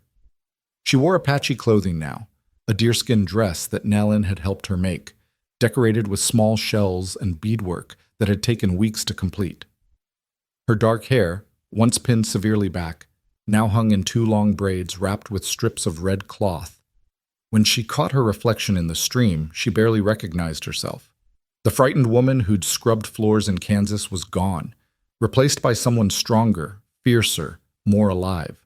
Her Apache improved rapidly until she could converse fluidly with the other women and understand most of what was said around the camp. She learned the names of plants that could heal and those that could kill, learned to read tracks in the dust and identify birds by their calls. She learned the stories of Talon's people, their creation myths, their history of resistance against the Spanish, and then the Mexicans, and now the Americans. She learned that they called themselves Nde, the people, and that Apache was a name given to them by outsiders, a Zuni word meaning enemy. And she learned Talon, learned the way his eyes crinkled when he smiled, the way he moved with unconscious grace even when performing the most mundane tasks. Learned that he sang sometimes when he thought no one was listening, his voice low and melodic. Learned that he was patient with children, firm but kind with the younger warriors who looked to him for leadership, and surprisingly gentle with injured animals. He courted her properly according to Apache customs, bringing gifts and spending time with her under Nalin's watchful eye. They talked for hours, sharing stories and dreams, building a bridge between their vastly different worlds with words and touch and growing trust. He taught her to ride the way Apache rode, bareback, becoming one with the horse, and she taught him to read simple English words, scratching letters in the dirt with a stick. "Why this important?" he asked one day, studying the words she'd written. "Words on ground. They wash away with rain." "But they live in your mind," Evelyn explained. "They let you carry ideas across distance and time. Someone can write something down, and years later, someone else can read it and know what they thought." "Like stories elders tell?" "Exactly like that. But stories can change as they're told and retold. Written words stay the same." Talon considered this, his brow furrowed. "My people, we trust memory. Trust what passes from mouth to mouth. Your people trust paper that can burn?" "Both have value," Evelyn said diplomatically, though she was beginning to understand his point. She'd seen the way Apache elders could recite hundreds of years of history without hesitation, the way knowledge was woven into songs and stories that were impossible to forget. There was strength in that, even if it lacked the permanence of writing. 3 months into her time with the Nde, Nalin approached Evelyn with a serious expression. "Talon wishes to marry you," the old woman said without preamble. "According to our ways. Are you ready?" Evelyn's heart jumped into her throat. What does that mean? The marriage ceremony?" "You stand before the people. Talon gives you blanket, marriage blanket that I make for him when he was young man. You accept or refuse. If accept, you share blanket. You're married. Simple." Nalin's weathered face softened slightly. "But once done, not easy to undo. You become his wife in truth. You belong to each other." Belong. The word should have frightened her, should have reminded her of being property, of being sold. But somehow in this context it felt different. Not possession, but partnership. Not ownership, but choosing to tie your fate to another person's. What if... Evelyn hesitated, then forced herself to continue. What if I'm not good enough? What if I fail at being an Apache wife? You already are Apache wife in all ways but ceremony, Nalin said bluntly. You work hard, you learn fast, you honor our ways. Other women, they stop looking at you with suspicion. They see you are strong, that you belong here. Even Casa? Nalin snorted. Casa's still angry, but she sees truth.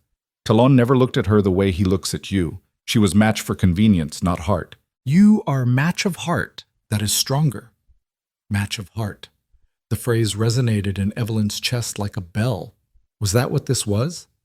She thought about the way her pulse quickened when Talon entered her field of vision, the way his smile could light up her entire day, the way she found herself looking for excuses to be near him. She thought about the way he listened when she spoke, really listened, as if her words mattered, the way he touched her with such careful reverence, like she was something precious. Yes, Evelyn said, the word coming out stronger than she'd expected. Tell him yes. I'm ready. The ceremony was planned for the next new moon, 2 weeks away. Those 2 weeks passed in a flurry of preparation. Nalin and the other women helped Evelyn make a new dress for the occasion, this one more elaborate, with intricate beadwork and fringe that took hours to complete. They taught her the rituals she'd need to perform, the words she'd need to say, and they told her with varying degrees of directness what to expect from the wedding night. Evelyn listened to it all with a mixture of nervousness and curiosity. She was 23 years old and had never been touched by a man with anything resembling tenderness. The clinical explanations the women provided were helpful, but they couldn't quite dispel the anxiety that coiled in her stomach when she thought about the reality of becoming Talon's wife in every sense. The night before the ceremony, Evelyn lay awake in Nalin's lodge, staring up at the smoke hole and the stars beyond. Tomorrow, she would pledge herself to Talon according to Apache law. She would become part of the Nde in truth, would take her place as a warrior's wife. Everything would change. But hadn't everything already changed? She'd run from Malcolm Hart's cabin and never looked back. She'd joined a wagon train full of strangers and found friendship. She'd been captured by Apache raiders and discovered belonging. Every transformation in her life had required a leap of faith, a willingness to trust in something she couldn't quite see yet. This was just another leap, maybe the biggest one. But she was ready.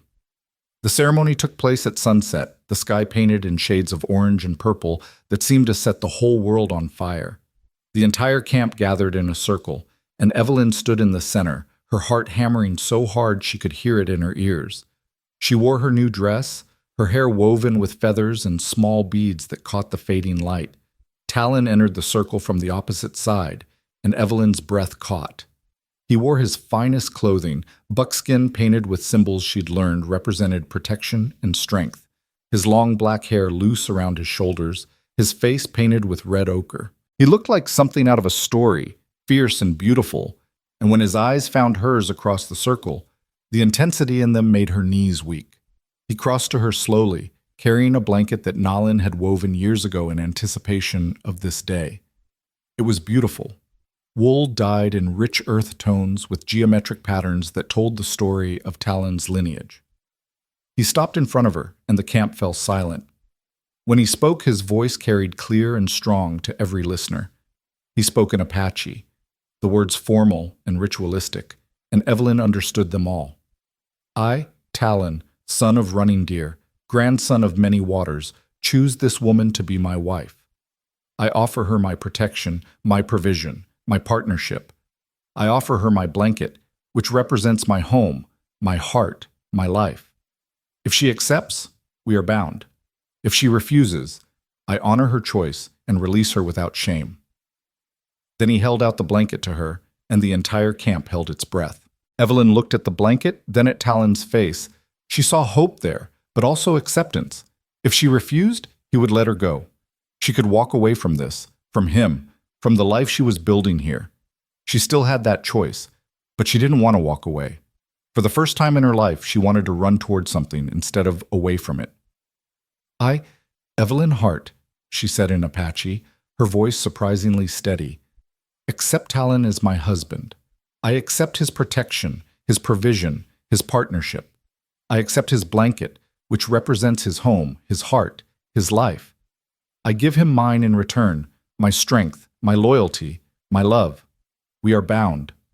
Talon's face transformed with joy, so pure it was almost painful to witness. He stepped forward and wrapped the blanket around both of them, pulling her close so they stood together under its warmth. The camp erupted in celebration, ululations from the women, shouts from the men, children running and laughing, but Evelyn barely heard it. She was focused entirely on Talon, on the way he looked at her like she was the most precious thing in the world, on the way his arms felt around her, strong and safe and right. "My wife," he whispered in Apache, his forehead pressed to hers. "My husband," she whispered back, and felt something slot into place in her chest, some piece of herself she hadn't even known was missing. The celebration lasted long into the night, with feasting and dancing and stories. Evelyn and Talon sat together at the center of it all, sharing food from the same bowl, drinking from the same cup, their hands constantly finding each other under the cover of the blanket. Every time their eyes met, Evelyn felt that same jolt of recognition, of rightness, of home. When the fires finally burned low and people began drifting to their lodges, Talon stood and offered Evelyn his hand. She took it, letting him lead her to the lodge he'd prepared for them, their lodge now, their home. Inside it was warm and dim, lit by a small fire that cast dancing shadows on the hide walls. Buffalo robes had been arranged as a bed, and there were small touches that spoke of thought and care, a bundle of sage for sweetness, a water gourd within reach, her few possessions arranged neatly beside his. They stood facing each other in the firelight, suddenly shy despite everything that had passed between them. Talon reached out slowly and touched her face with his fingertips, tracing the line of her cheekbone, her jaw. "You are so beautiful," he said softly, "like sunrise, like water in desert, like everything I did not know I was searching for." Evelyn's throat tightened with emotion. "I don't understand how this happened, how I went from being worth $300 to a man who saw me as livestock, to being chosen by someone who sees me as precious." "You were always precious," Talon said fiercely. "That man was fool. Your father was fool. Anyone who did not see your value was blind." He cupped her face in both hands. "I see you, Evelyn. All of you. Your strength, your kindness, your fierce heart, your fear, your hurt, your hunger to be loved. I see all of it, and I choose all of it." The tears came then, unstoppable, and Talon held her while she cried, for the girl she'd been, for the love she'd never known, for the joy she'd never thought she'd feel. He murmured soft words in Apache and English both, a mixture of languages that somehow made perfect sense, that somehow captured everything words alone couldn't say. When the tears finally subsided, Evelyn pulled back and looked up at him. "I'm afraid," she admitted. I don't know how to." "I know," he said gently. "We learn together. Go slow. Stop if you want. This is not like white marriage where woman must obey. This is partnership. You have voice. Always."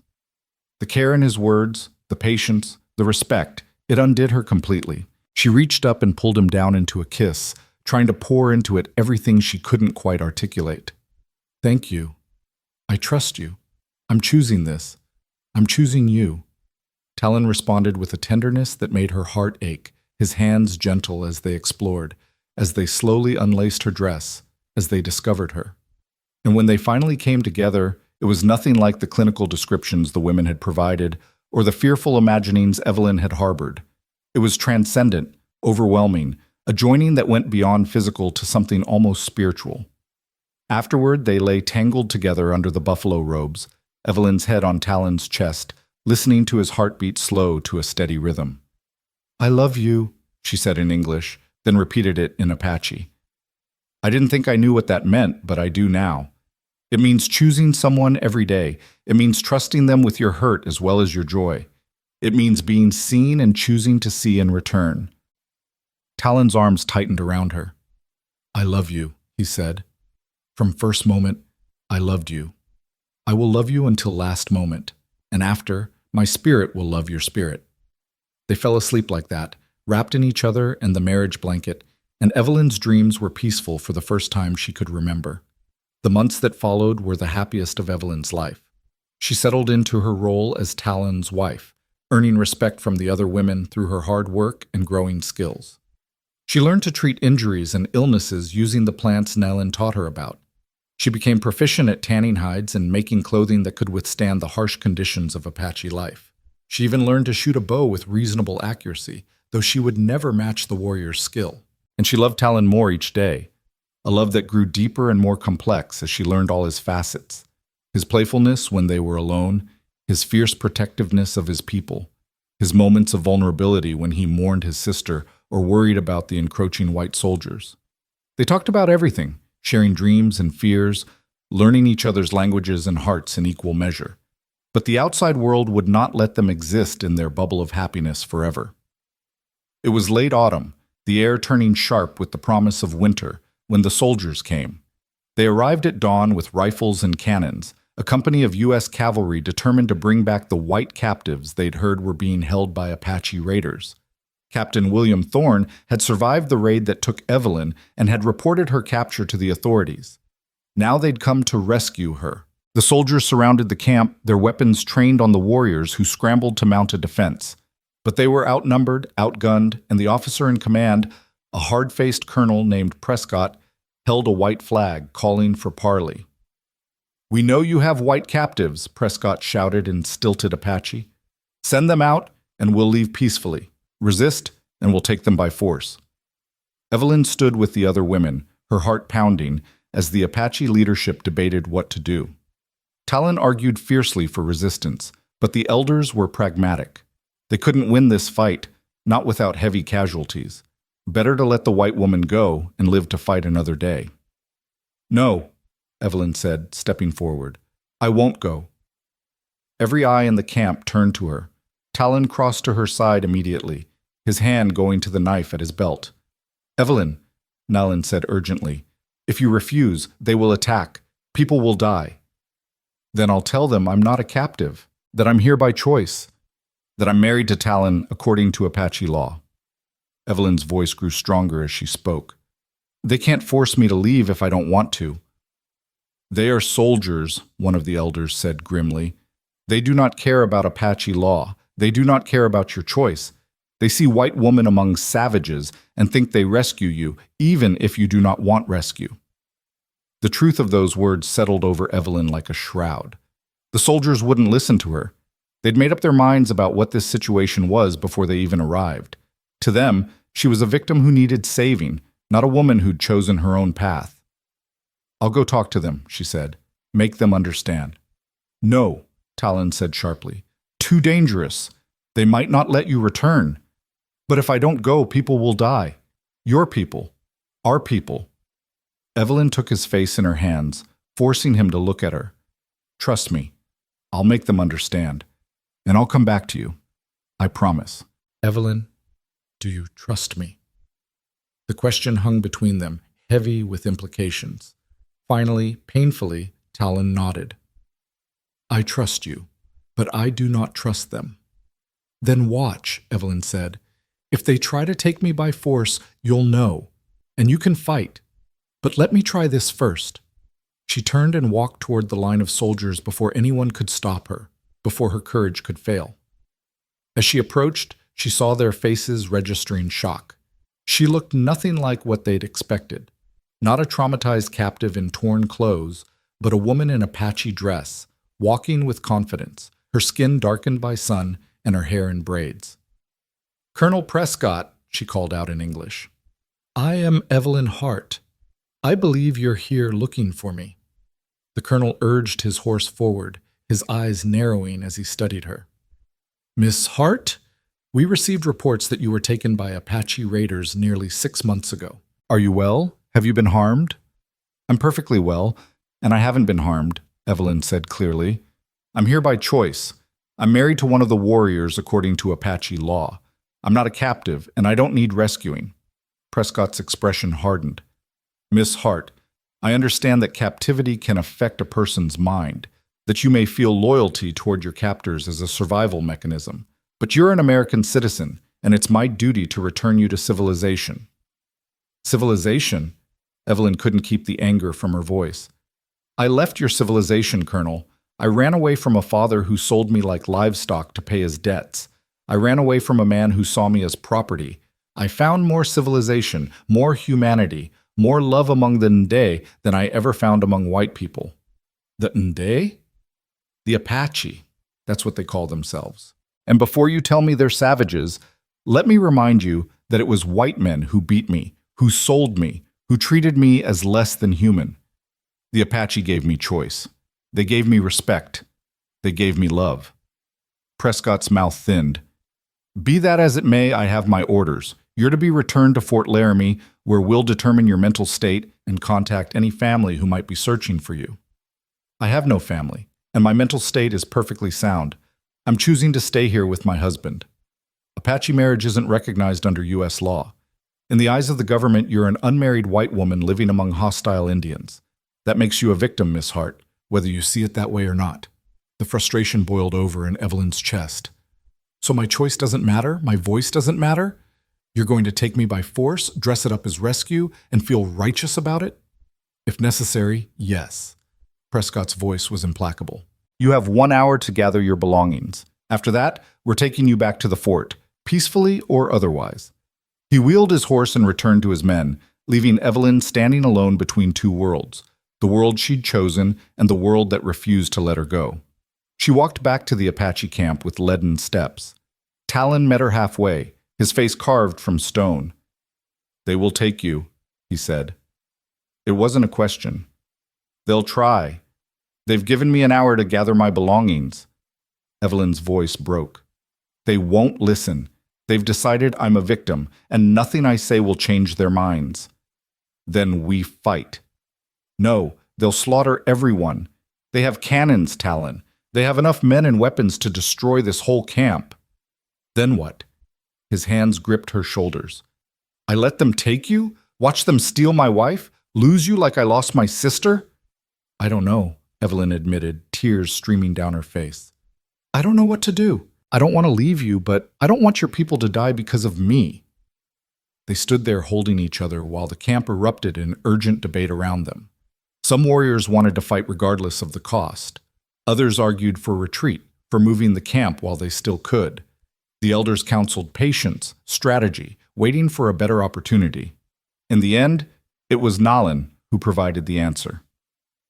You go with them, the old woman said, her voice heavy but certain. You go, you play their game. You let them think they saved you. And then, when time is right, you come back to us. But how? They'll watch me. They'll probably send me back east, far from here. Apache know how to travel unseen. Apache know how to find what we seek. Nalin gripped Evelyn's hands. You are Nde now. You are one of us. We do not abandon our people. When it is safe, Talon will come for you, and you will come home. Evelyn looked at Talon, seeing the same desperate hope in his eyes that she felt in her chest. It was a plan, at least. A possibility. Better than watching people die or losing each other permanently. Promise me, she said to him. Promise you'll come for me, no matter how long it takes. I promise, Talon said fiercely. I will find you. I will bring you home. This is not ending. This is just waiting. They spent the last hour together in their lodge, holding each other, memorizing every detail. Evelyn removed the turquoise pendant from around her neck and tried to give it back to Talon. Keep it, he said, closing her fingers around it. Reminds you of promise. Reminds you that you are my wife, no matter what white soldiers say. Reminds you that I am coming. I'll wear it under my dress, Evelyn said.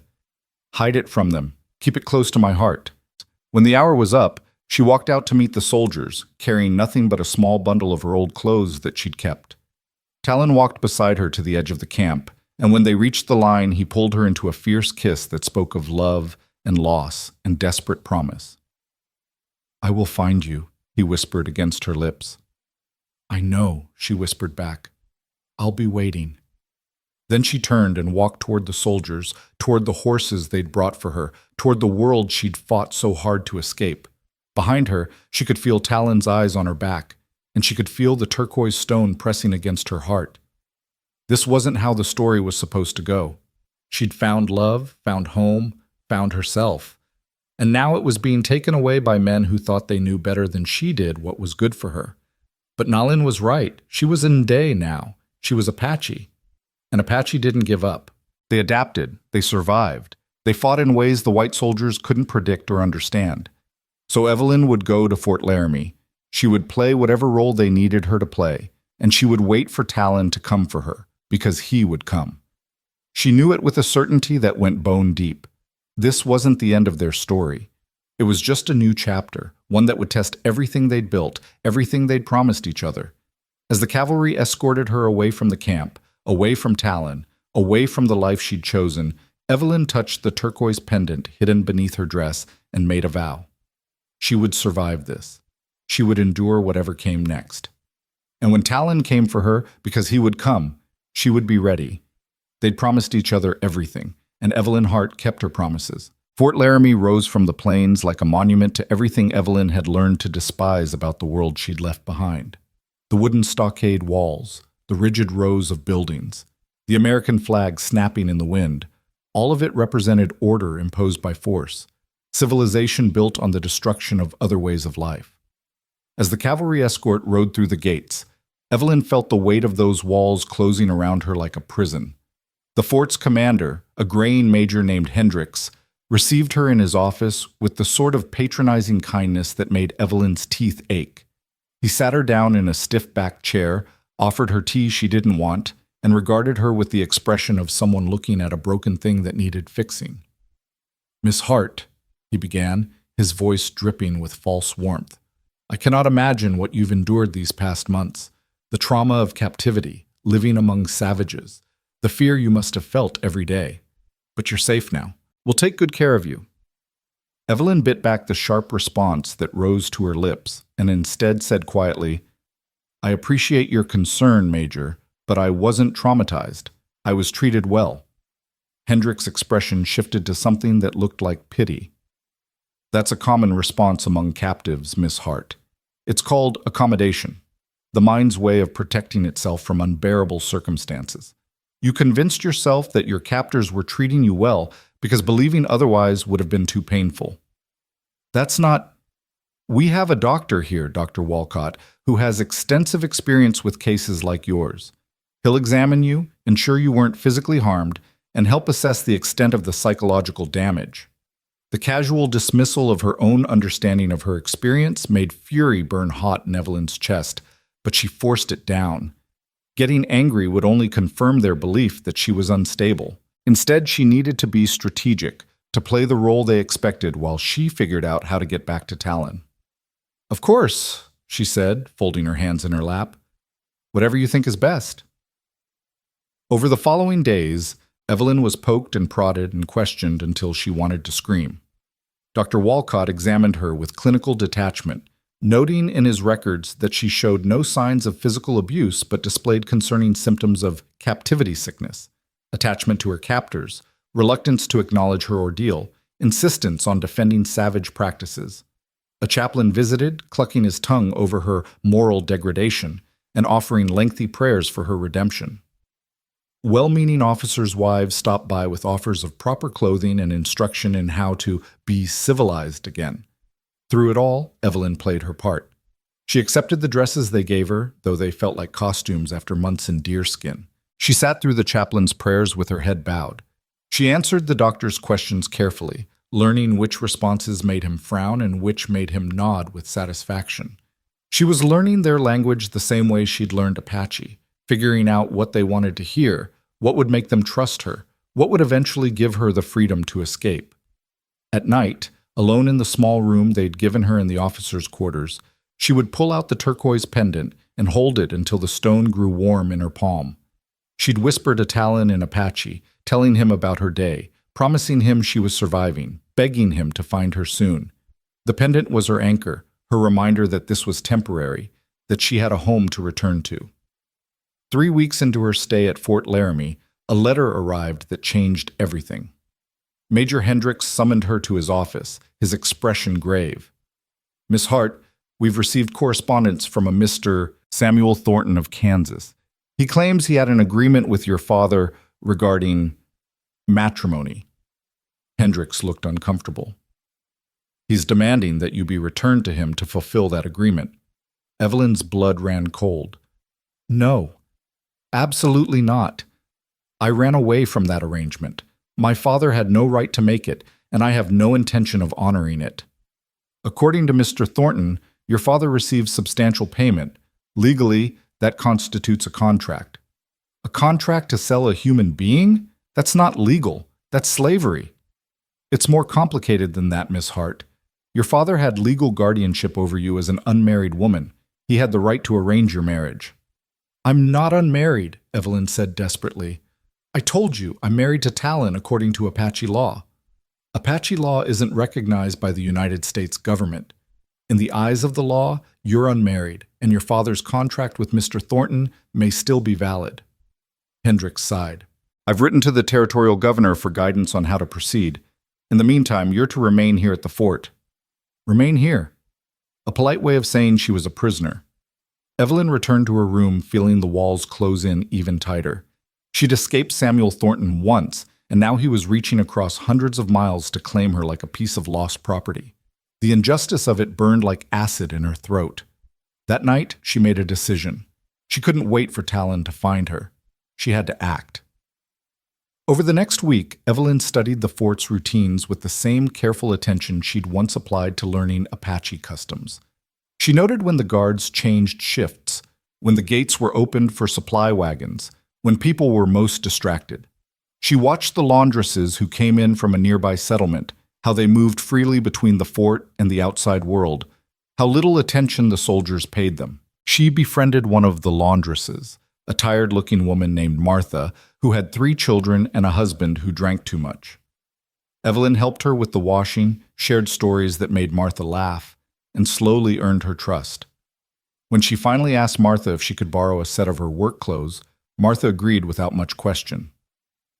"You're not planning to do something foolish, are you?" Martha asked as she handed over a rough cotton dress and apron. "I'm planning to do something necessary," Evelyn replied. "Do you believe people have the right to choose their own lives?" Martha's expression turned sad. "I believe most people don't get that choice, but if you're one of the lucky ones who can take it, then you should." "Thank you," Evelyn said, and meant it for more than just the clothes. The escape was almost absurdly simple. The next morning, Evelyn dressed in Martha's work clothes, bundled her hair under a bonnet, and walked out with the laundresses when they left for the day. The guards at the gate barely glanced at her. Why would they?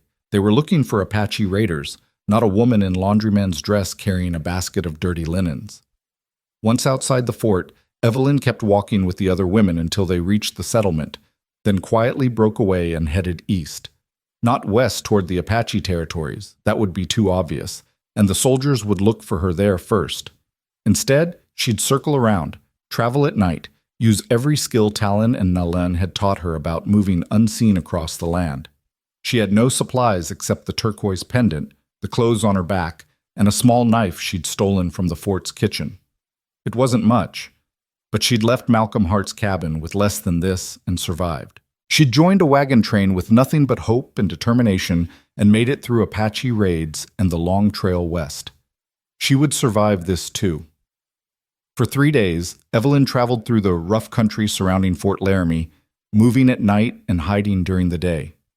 She foraged for food the way Nalin had taught her, finding edible roots and berries, catching a rabbit in a snare she fashioned from strips of her apron.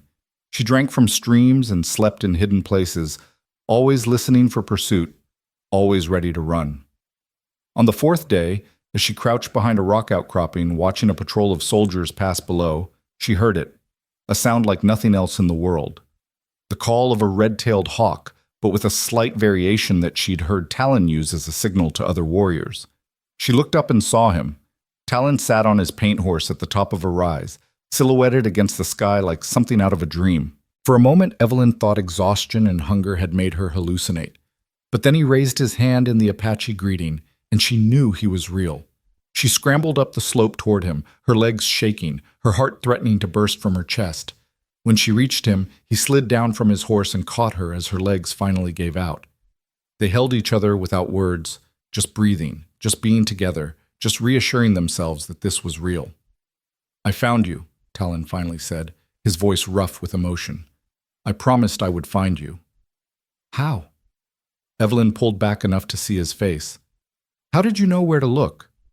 "Apache have ways. We watch Fort, we listen to traders, we follow signs."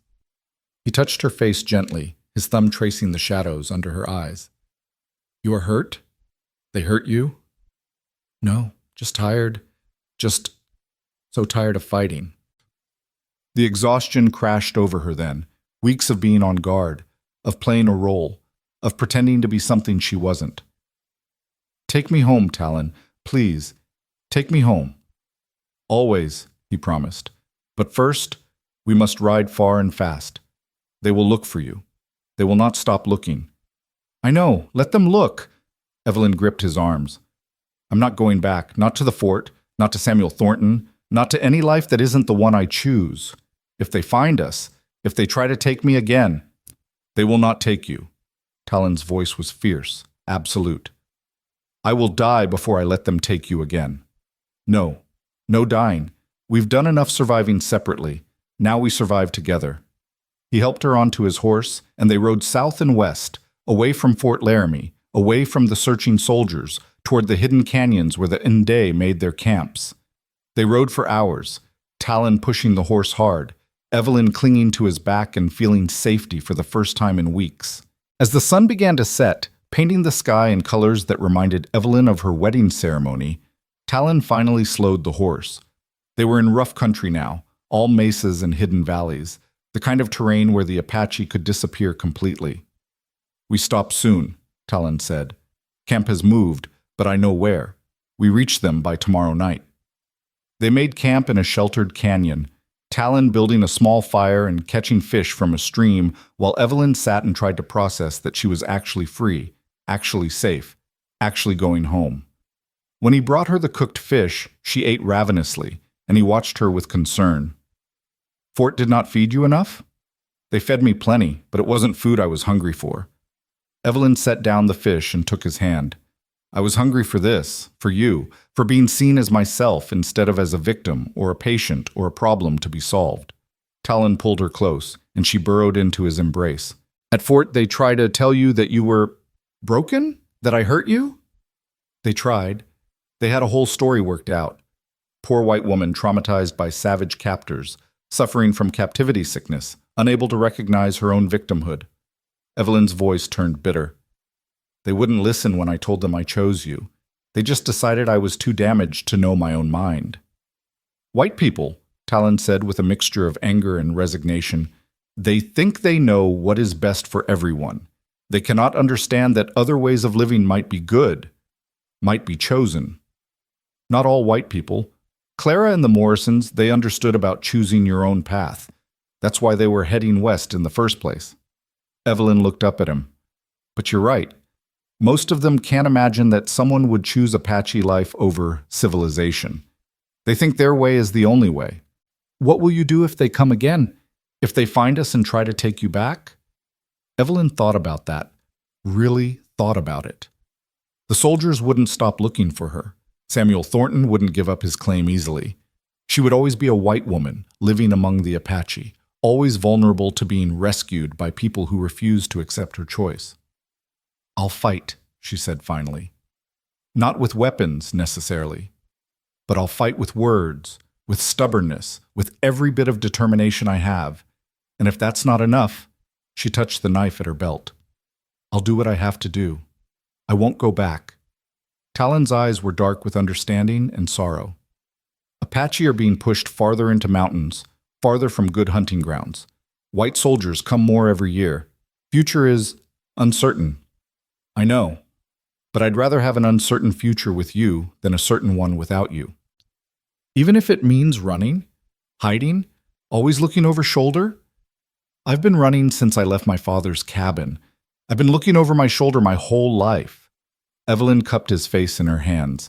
"But when I'm with you, I'm not running from something. I'm running towards something. That makes all the difference."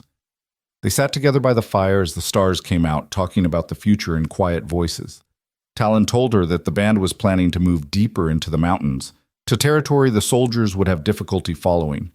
It would be harder living, colder winters, scarcer game, but safer from the encroaching white settlements. Evelyn listened and nodded, accepting that her life would be one of constant adaptation, constant movement, constant vigilance. But she'd made her choice, and she would keep choosing it every day for the rest of her life. The next day, they rode into the Apache camp just as the sun was setting. The reception was jubilant, women ululating in welcome, children running to greet them, warriors clasping Talon's arm in respect and acknowledgement.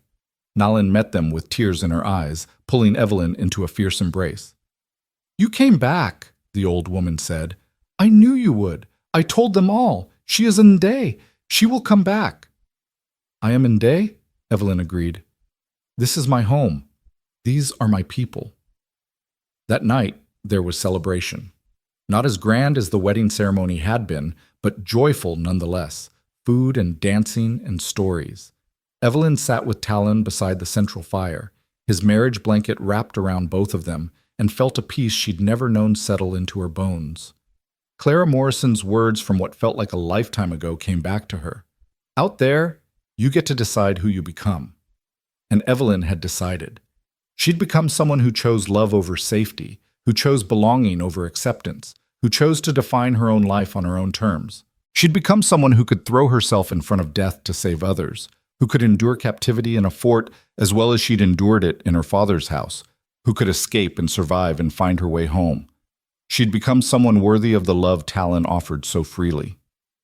Later, in their lodge, wrapped in each other's arms, Talon asked the question that had been hovering between them since the moment they'd reunited. "What if they come again? What if soldiers find camp and try to take you?" "Then we run," Evelyn said. "Together. We run, or we fight, or we do whatever we have to do. But we do it together." "Together," Talon agreed. He pulled her closer, his lips against her hair. "You know, when you were gone, I thought maybe I dream you. Maybe you were never real. How could someone like you exist, someone so brave, so strong, who chooses me when she could have easier life? I wasn't brave when you first saw me. I was terrified. Bravery is not absence of fear. Bravery is acting despite fear. You did that. You threw yourself in front of death to save people you barely knew. Then you took my hand even though you did not know what would happen. Then you came back to me even though it meant risking everything." He pulled back to look at her face. "You are bravest person I know." Evelyn felt tears prick at her eyes. "I'm only brave because you made me believe I was worth saving. Before you, I thought I was nothing, worth $300 at best, a burden at worst. You looked at me and saw someone precious. You taught me to see that in myself. You were always precious. I just helped you see truth." They made love then, slow and tender, relearning each other after weeks apart. And afterward, as Evelyn drifted toward sleep, she heard Talon whisper against her skin words she'd once thought she'd never hear, never deserve. "I love you. I will always love you, in this life and whatever comes after." "I love you too," she whispered back. "You gave me everything. You gave me choice. You gave me home. You gave me love. You gave me myself. You already had yourself. I just saw it." Evelyn smiled in the darkness. Maybe he was right. Maybe she'd always had the strength, the courage, the worthiness inside her, just waiting for someone to acknowledge it. Or maybe it was simpler than that. Maybe love really could transform a person, could help them become the best version of themselves. Either way, she'd found it. Found him. Found herself. The months that followed were not easy. The band moved deeper into the mountains as Talon had predicted, and life became harder in many ways. Food was scarcer, the winters were brutal, and the constant threat of discovery by soldiers hung over everything like a shadow. Twice, they had to break camp and move in the middle of the night when scouts spotted cavalry patrols. Once, they heard that a reward had been posted for information about Evelyn's whereabouts. Samuel Thornton, it seemed, was determined to reclaim his property. But Evelyn never regretted her choice. Not when the snow piled high and food ran low. Not when she had to help Nalin treat injuries from skirmishes with soldiers. Not when she missed the conveniences of the life she'd left behind.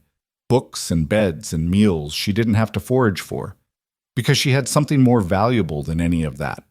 She had love, real love, the kind that saw her completely and chose her anyway, the kind that made her feel safe enough to be vulnerable, strong enough to be brave, worthy enough to take up space in the world. And she had belonging. She was part of something larger than herself, a family, a tribe, a people who accepted her not because she was useful, but because she was one of them. The other women taught her the old songs. The children called her auntie. The warriors respected her counsel. She was woven into the fabric of Apache life so thoroughly that she couldn't imagine being ripped from it. One evening in late spring, about 8 months after her escape from Fort Laramie, Evelyn sat with Nalin grinding corn outside their lodge. The old woman had been unusually quiet all day, and finally she spoke. "There are soldiers at the Western Pass," Nalin said softly. "A large group. They are asking traders if they have seen a white woman living with Apache. They offer much money." Evelyn's hand stilled on the grinding stone. "How much time do we have?" 2 days, maybe 3. The scouts will watch them, and we will move if they come closer." Nalin looked at her with those wise, ancient eyes. "You know they will never stop looking. As long as you live, there will be someone trying to rescue you, someone trying to take you from us." "I know. Does this frighten you?" Evelyn thought about that. A year ago, the idea of being hunted for the rest of her life would have terrified her.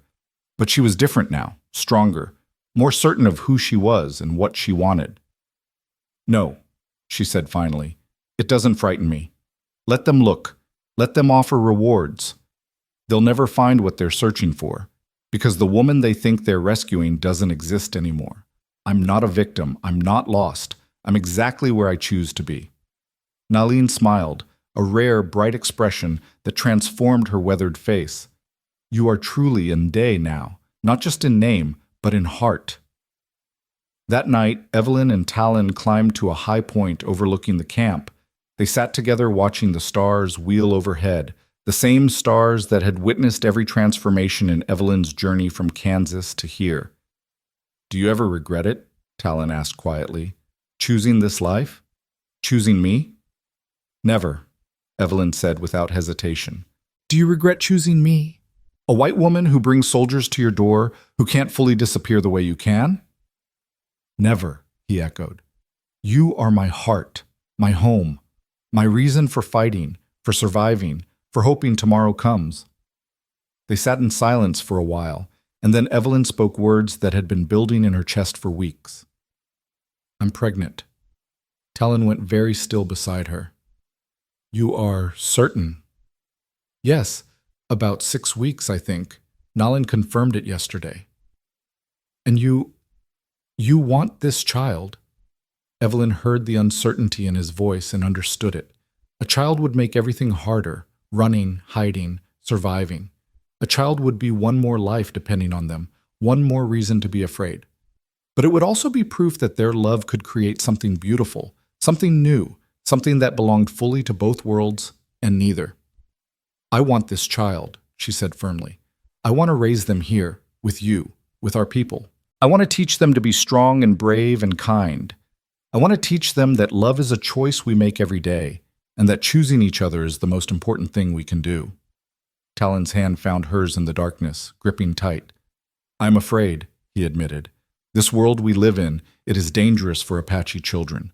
So many die from sickness, from hunger, from soldiers. And a child who is half white, half Apache, they will belong nowhere, will be accepted by neither world." "They'll belong with us," Evelyn said fiercely.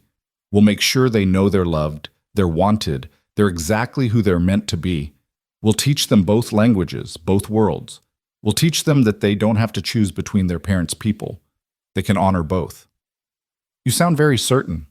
"I am certain, because I know what it's like to grow up unwanted, unloved, told you're a burden. And I know what it's like to finally be chosen, to finally be loved. Our child will never doubt either of those things. They'll be the most loved, most wanted child in the world." Talon pulled her close, his hand resting on her still flat stomach. "Then we will have this child. We will protect them, teach them, love them. And if the world does not accept them, we will make our own world where they are accepted." They stayed on that high point until the stars began to fade and the eastern sky lightened with the promise of dawn. Below them, the camp was beginning to stir, people emerging from lodges, fires being lit, the daily rhythm of survival beginning again. This was her life now. Hard, uncertain, always on the edge of danger, but also full of love, full of purpose, full of the bone-deep certainty that she was exactly where she belonged. As they made their way back down to camp, Talon asked one more question. The child, when they are old enough, if they ask about your old life, what will you tell them? Evelyn thought about Malcolm Hart's cabin, about Samuel Thornton's wet lips, about scrubbing floors and being sold like livestock. She thought about the wagon train and Clara Morrison and the long road west. She thought about being captured and finding freedom in captivity, about choosing love when logic said she should run. I'll tell them the truth, she said. I'll tell them I once cried that I had never known love, and then their father answered by giving me all of his. I'll tell them that love isn't something that happens to you. It's something you choose every day, even when it's hard, especially when it's hard. That is good story, Talon said. True story. The best stories usually are. They walked into camp together, hand in hand, ready to face whatever the day would bring. Behind them, the sun rose over the mountains, spilling gold across the hidden canyon where the Inde had made their temporary home. Ahead of them, the future stretched uncertain and challenging and absolutely full of possibility. Evelyn Hart, who was also Evelyn Talon, who was also just Evelyn, wife and soon-to-be mother and survivor and chooser of her own destiny, squared her shoulders and walked toward that future with her head held high. She had never known love until Talon had shown her, and now she knew it so completely, so absolutely, that it filled every corner of her life. That love would sustain her through whatever hardships came. That love would teach her child what it meant to be brave. That love would be her North Star, guiding her home no matter how far she traveled or how lost she became. Once she had been property. Once she had been nothing. Once she had believed she was worth exactly $300 and not a penny more. But Talon had looked at her and seen infinite value. He'd offered her his hand, his home, his heart, and she'd taken them all and given hers in return. That was the whole story, really. Two people from different worlds finding each other in the chaos, choosing each other despite every reason not to, and building a life together that honored both of them. Simple. Impossible. Perfect.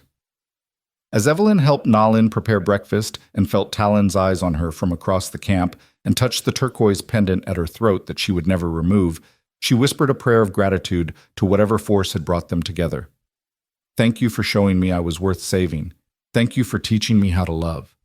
Thank you for giving me a reason to choose life every day, no matter how hard it gets. The morning sun climbed higher and life went on. There would be challenges ahead, soldiers to avoid, winters to survive, a child to raise in a world that might never fully accept them. But Evelyn had faced impossible odds before and won. She would face them again with Talon beside her and love as her armor. She had never known love.